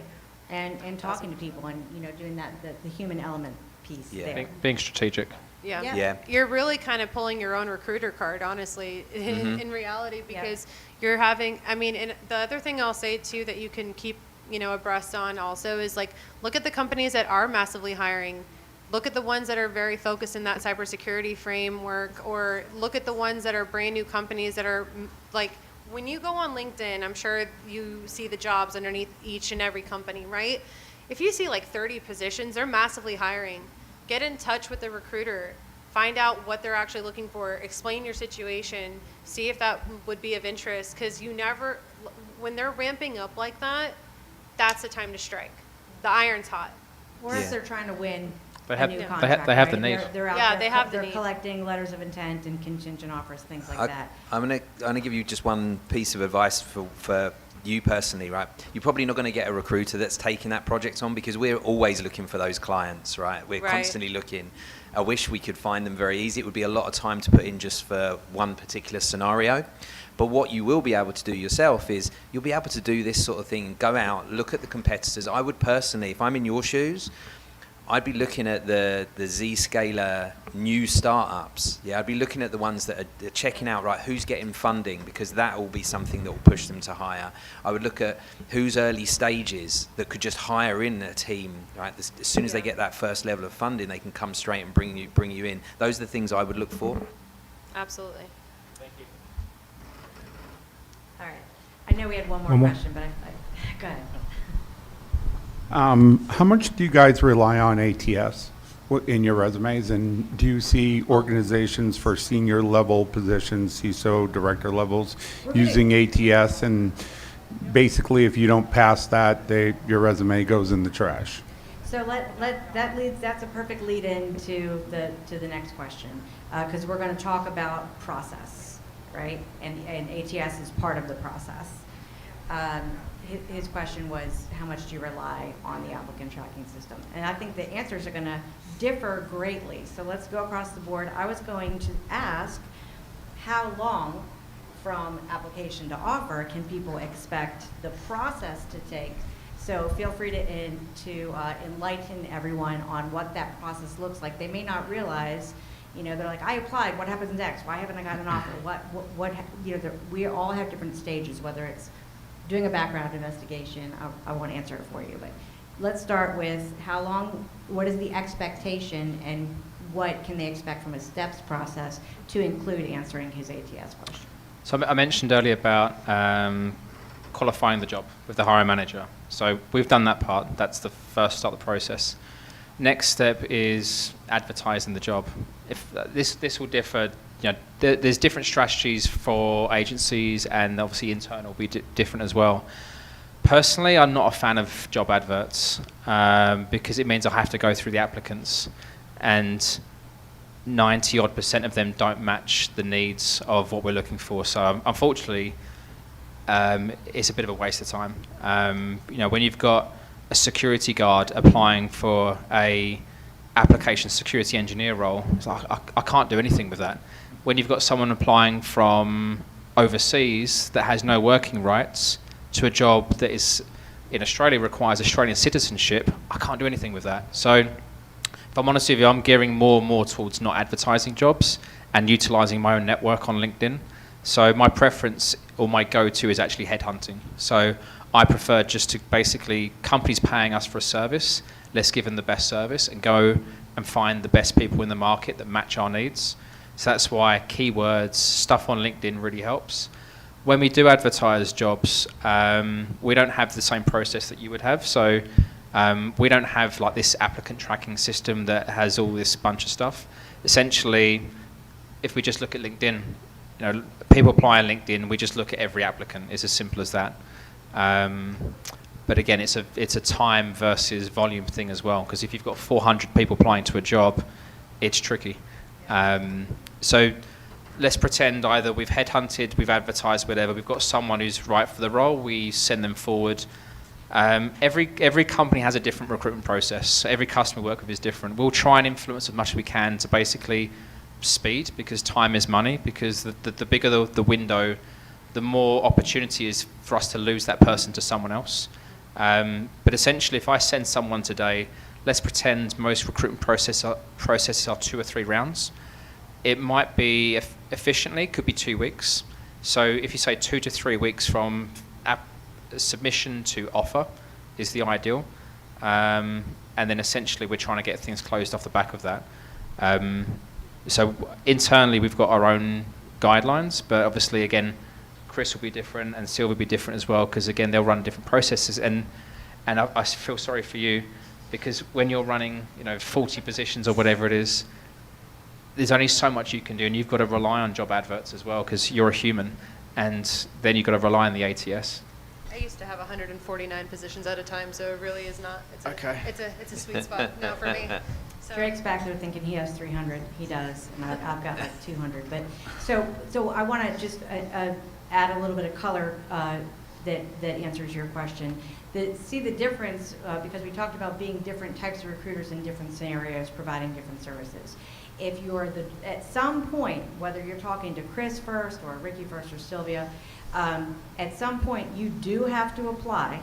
That's going to be that is part of the process everywhere to get hired, if they're following the law. So you have to apply. So then the applicant tracking system is part of the process at that point, because you're applying to the company that's going to employ you, to the company who's going to hand you your paycheck.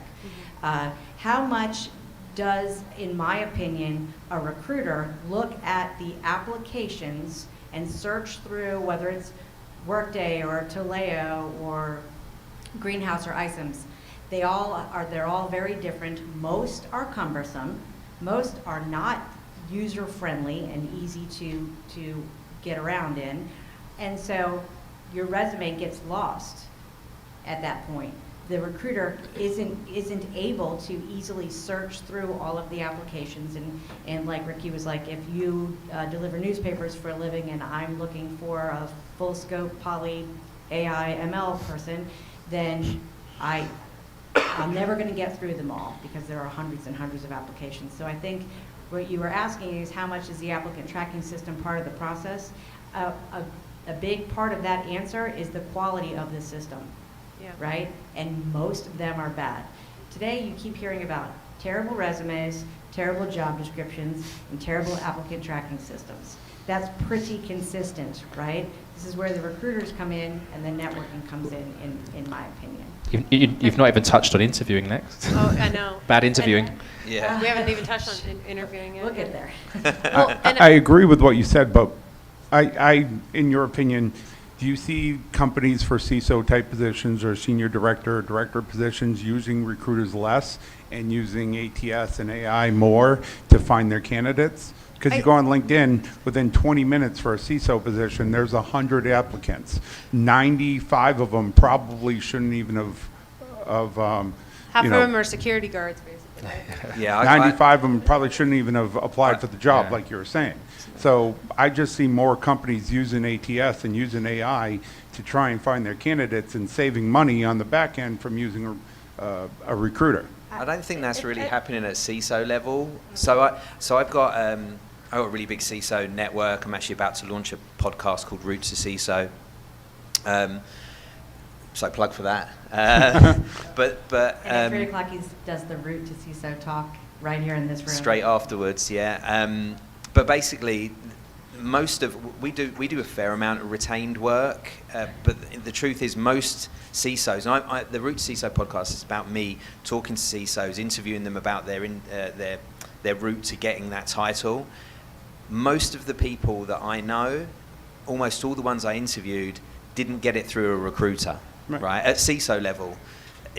I can tell you, I know companies that only do CISO positions, and they're doing less than 50 placements a year, significantly less than 50 placements a year, and 2 or 3 person companies, right? Same with the big headhunting companies. Most of your positions as a CISO, you will get through your network, right? You'll get through, you'll either somebody that you worked with before will take you in, somebody that's a CISO will recommend you. Those positions often get filled before they get to us. Yeah. I don't think AI is having a huge impact in that. But it's definitely all about network, even more so at that level. I think there's something like, somebody was telling me that 70% of the people with CISO titles are out of work at the moment. I had a dinner last night and they were talking about that. There's a lot of CISOs out there. The ones that tend to use recruitment companies have often tried their network, and at that point they're not really getting the people, or they want us to headhunt very specific types of CISOs for them. So I don't know if that's useful, but that's what I see. Sorry.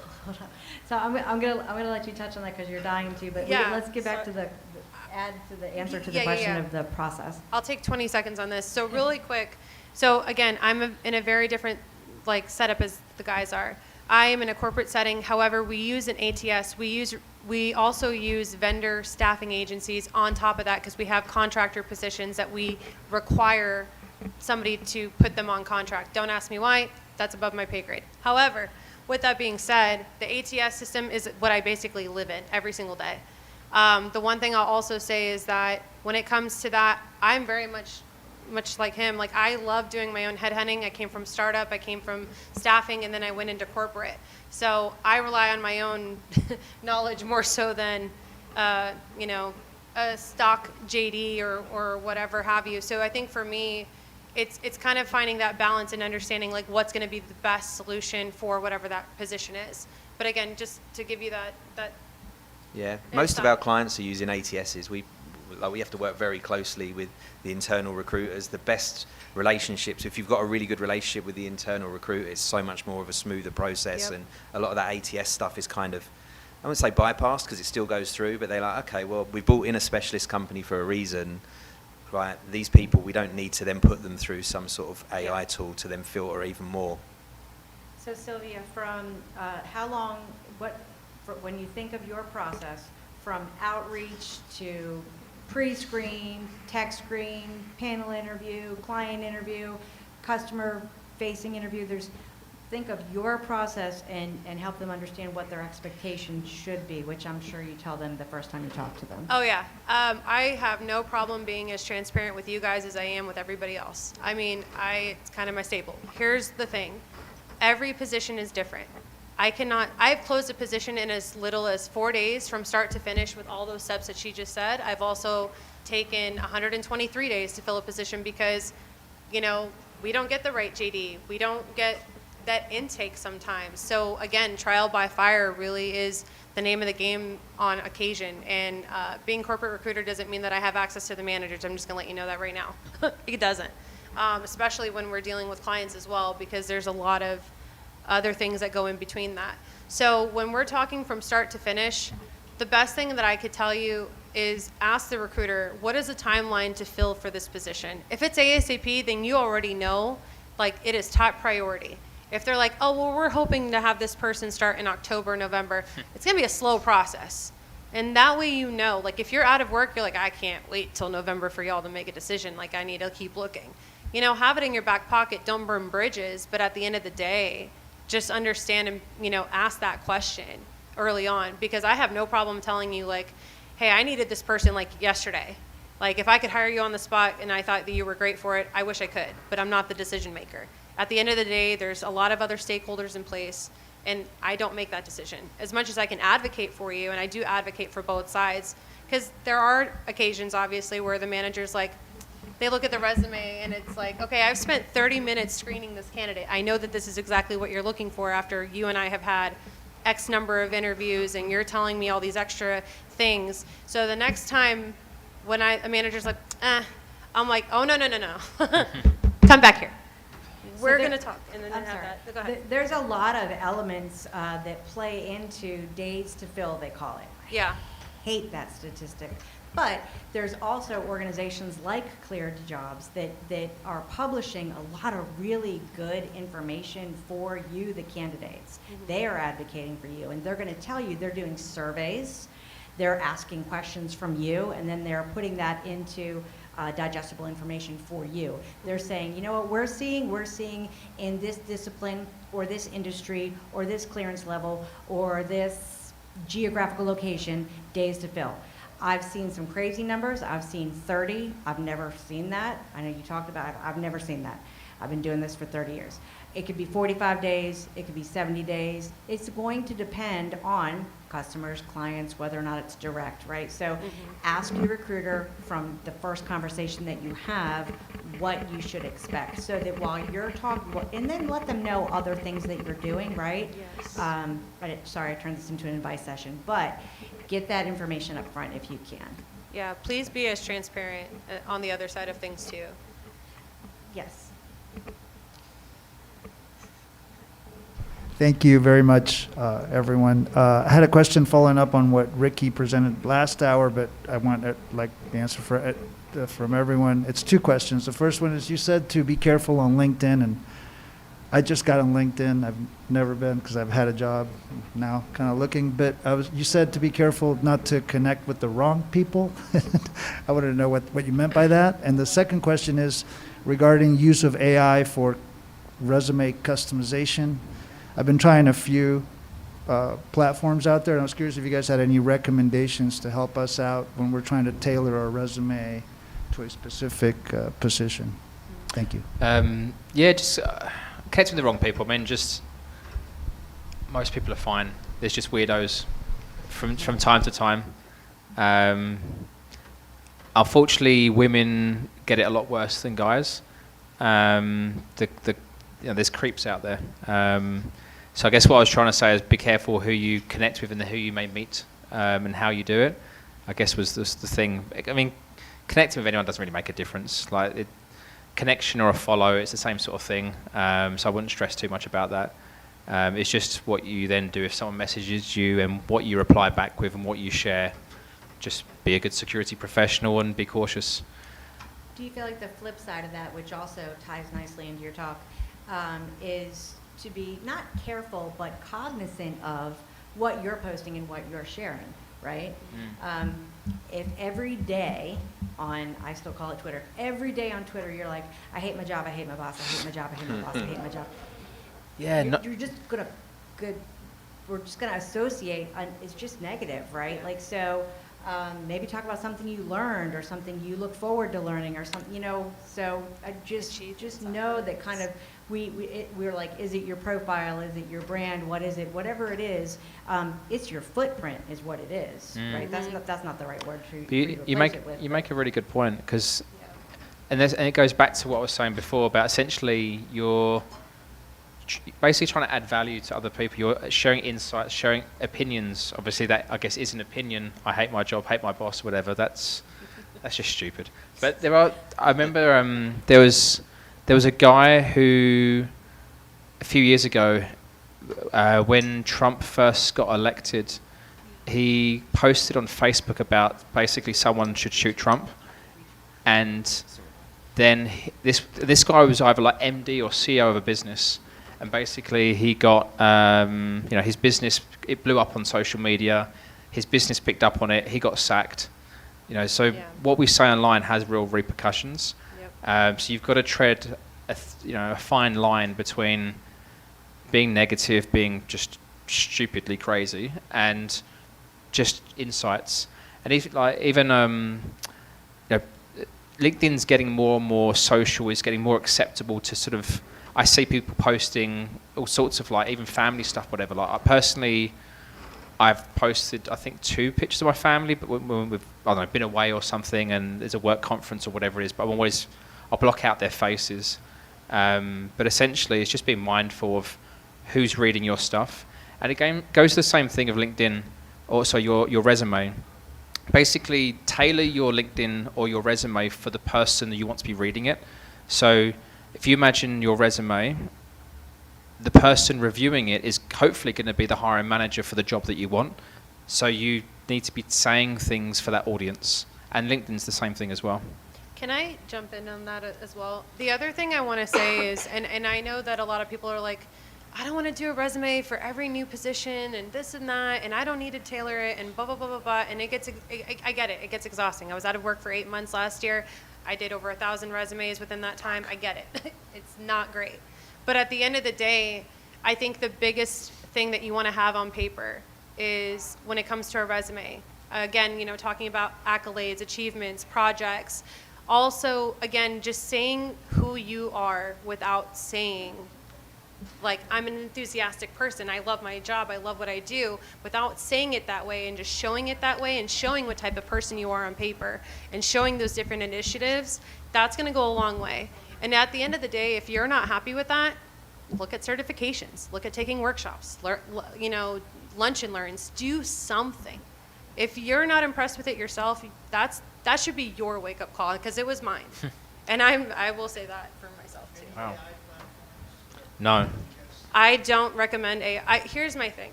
With AI, I can always tell when a resume was done by AI, especially when they only do it for the last position, because then it's like everything is subsectioned, and I'm like, why? You know? And then it's also very repetitive. So you also got to really be mindful. I feel like a lot of people are like, oh, AI will just write it for me. And then you don't proof it. That's like the worst thing you could do. I have managers that literally are like, this was written by AI. I'm not even looking at it. They didn't even take the time to sell themselves to me. Okay. The room just filled up. We have a big activity happening at 3 o'clock. And and we're going to have to rearrange the chairs for that activity. So here's what we're going to do. We're going to there was a special answer I wanted you to give to that, and then if you could lead that into a close of parting advice, and then we're going to break out into our breakout groups. So we're going to do your answer to the social question. Yeah. Parting advice, parting advice, parting advice. We will all be here until 4 and after. And I love that you were interactive. I love it so much, but take it away, Chris. Thank you. I think Ricky went a little bit into it. We talked, I think certainly on his talk, he talked about recommendations for LinkedIn. I have something, and I guess Kirsten's talking about it because it sticks. It's easy to remember. 3-2-1 rule.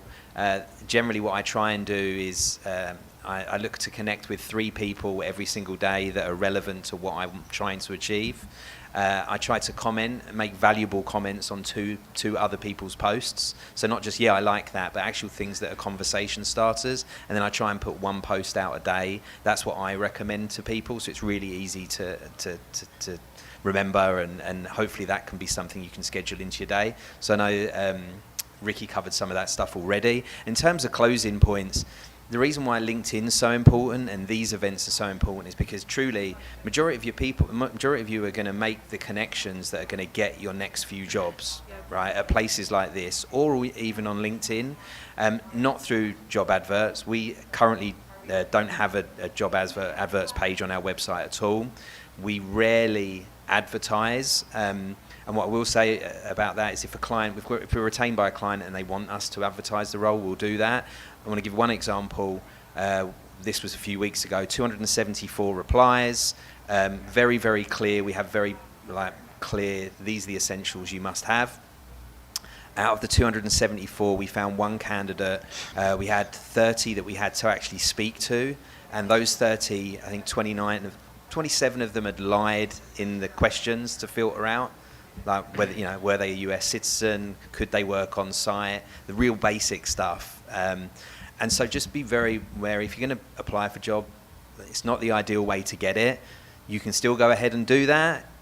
Be very honest. Don't press the easy apply button for everything, because that's why you're not hearing about it. That's why things are going into a black hole. So just be very careful. You're going to be networking to get your next job. I just want to say one thing. I wasn't listening to his answer because I was talking to somebody else, but he answered that question 2 years ago, and it was it makes me LOL every time. He says, don't reach out to the recruiter and just say, I'm interested. Oh, yes. Yeah, the comments on posts that just say, I'm interested, and then they expect they're going to all of a sudden get an invite for an interview or something. So it could be 7 seconds, it could be 3 seconds, but you just have to compel the recruiter, like I said, who in many cases maybe they're the layer you have to get through to get to the next layer to get in front of a manager. Parting advice. Sorry. I was just going to quickly ask about that comment. What if you say, hi, I'm interested, I'm DMing you for more details? Could you do that instead? Yeah, sometimes I think it's the same thing about a resume, right? I'm a systems engineer. I want to be a solutions architect. I just told you what's going on and how I want this to end. I'm interested in what, and I want to do what, right? I'm interested in job XYZ, and I will be sending you a direct message. I think that's what I mean. Yeah, right? yeah, be specific, absolutely. Yeah. And I kind of gave kind of my parting like notes on this a little bit. You know, again, don't sell yourself short. I feel like we always do this. We're our own worst critic. Stop putting yourself in the back seat. The other thing I'm going to tell you as well is that when it comes to a company, interview them just as much as we interview you. At the end of the day, this is your life. This is your livelihood.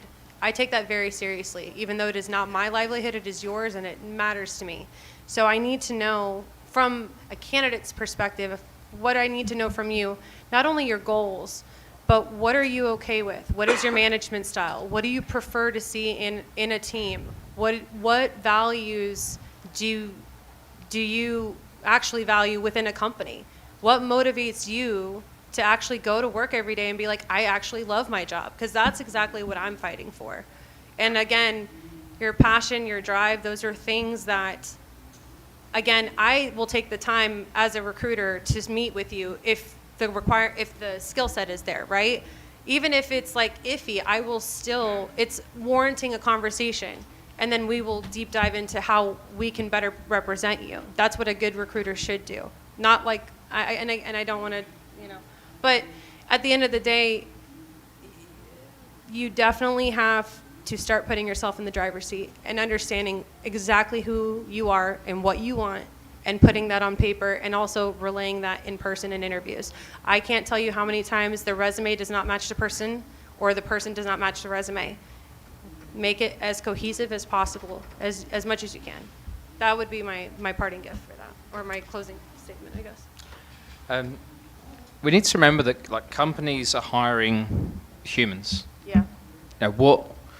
And you have things that help you stand out over other people. You just need to identify what they are. So they could be technical, non-technical, they could be different things. It could be interest in a certain technology or industry or whatever it may be. But you need to identify what makes you stand out.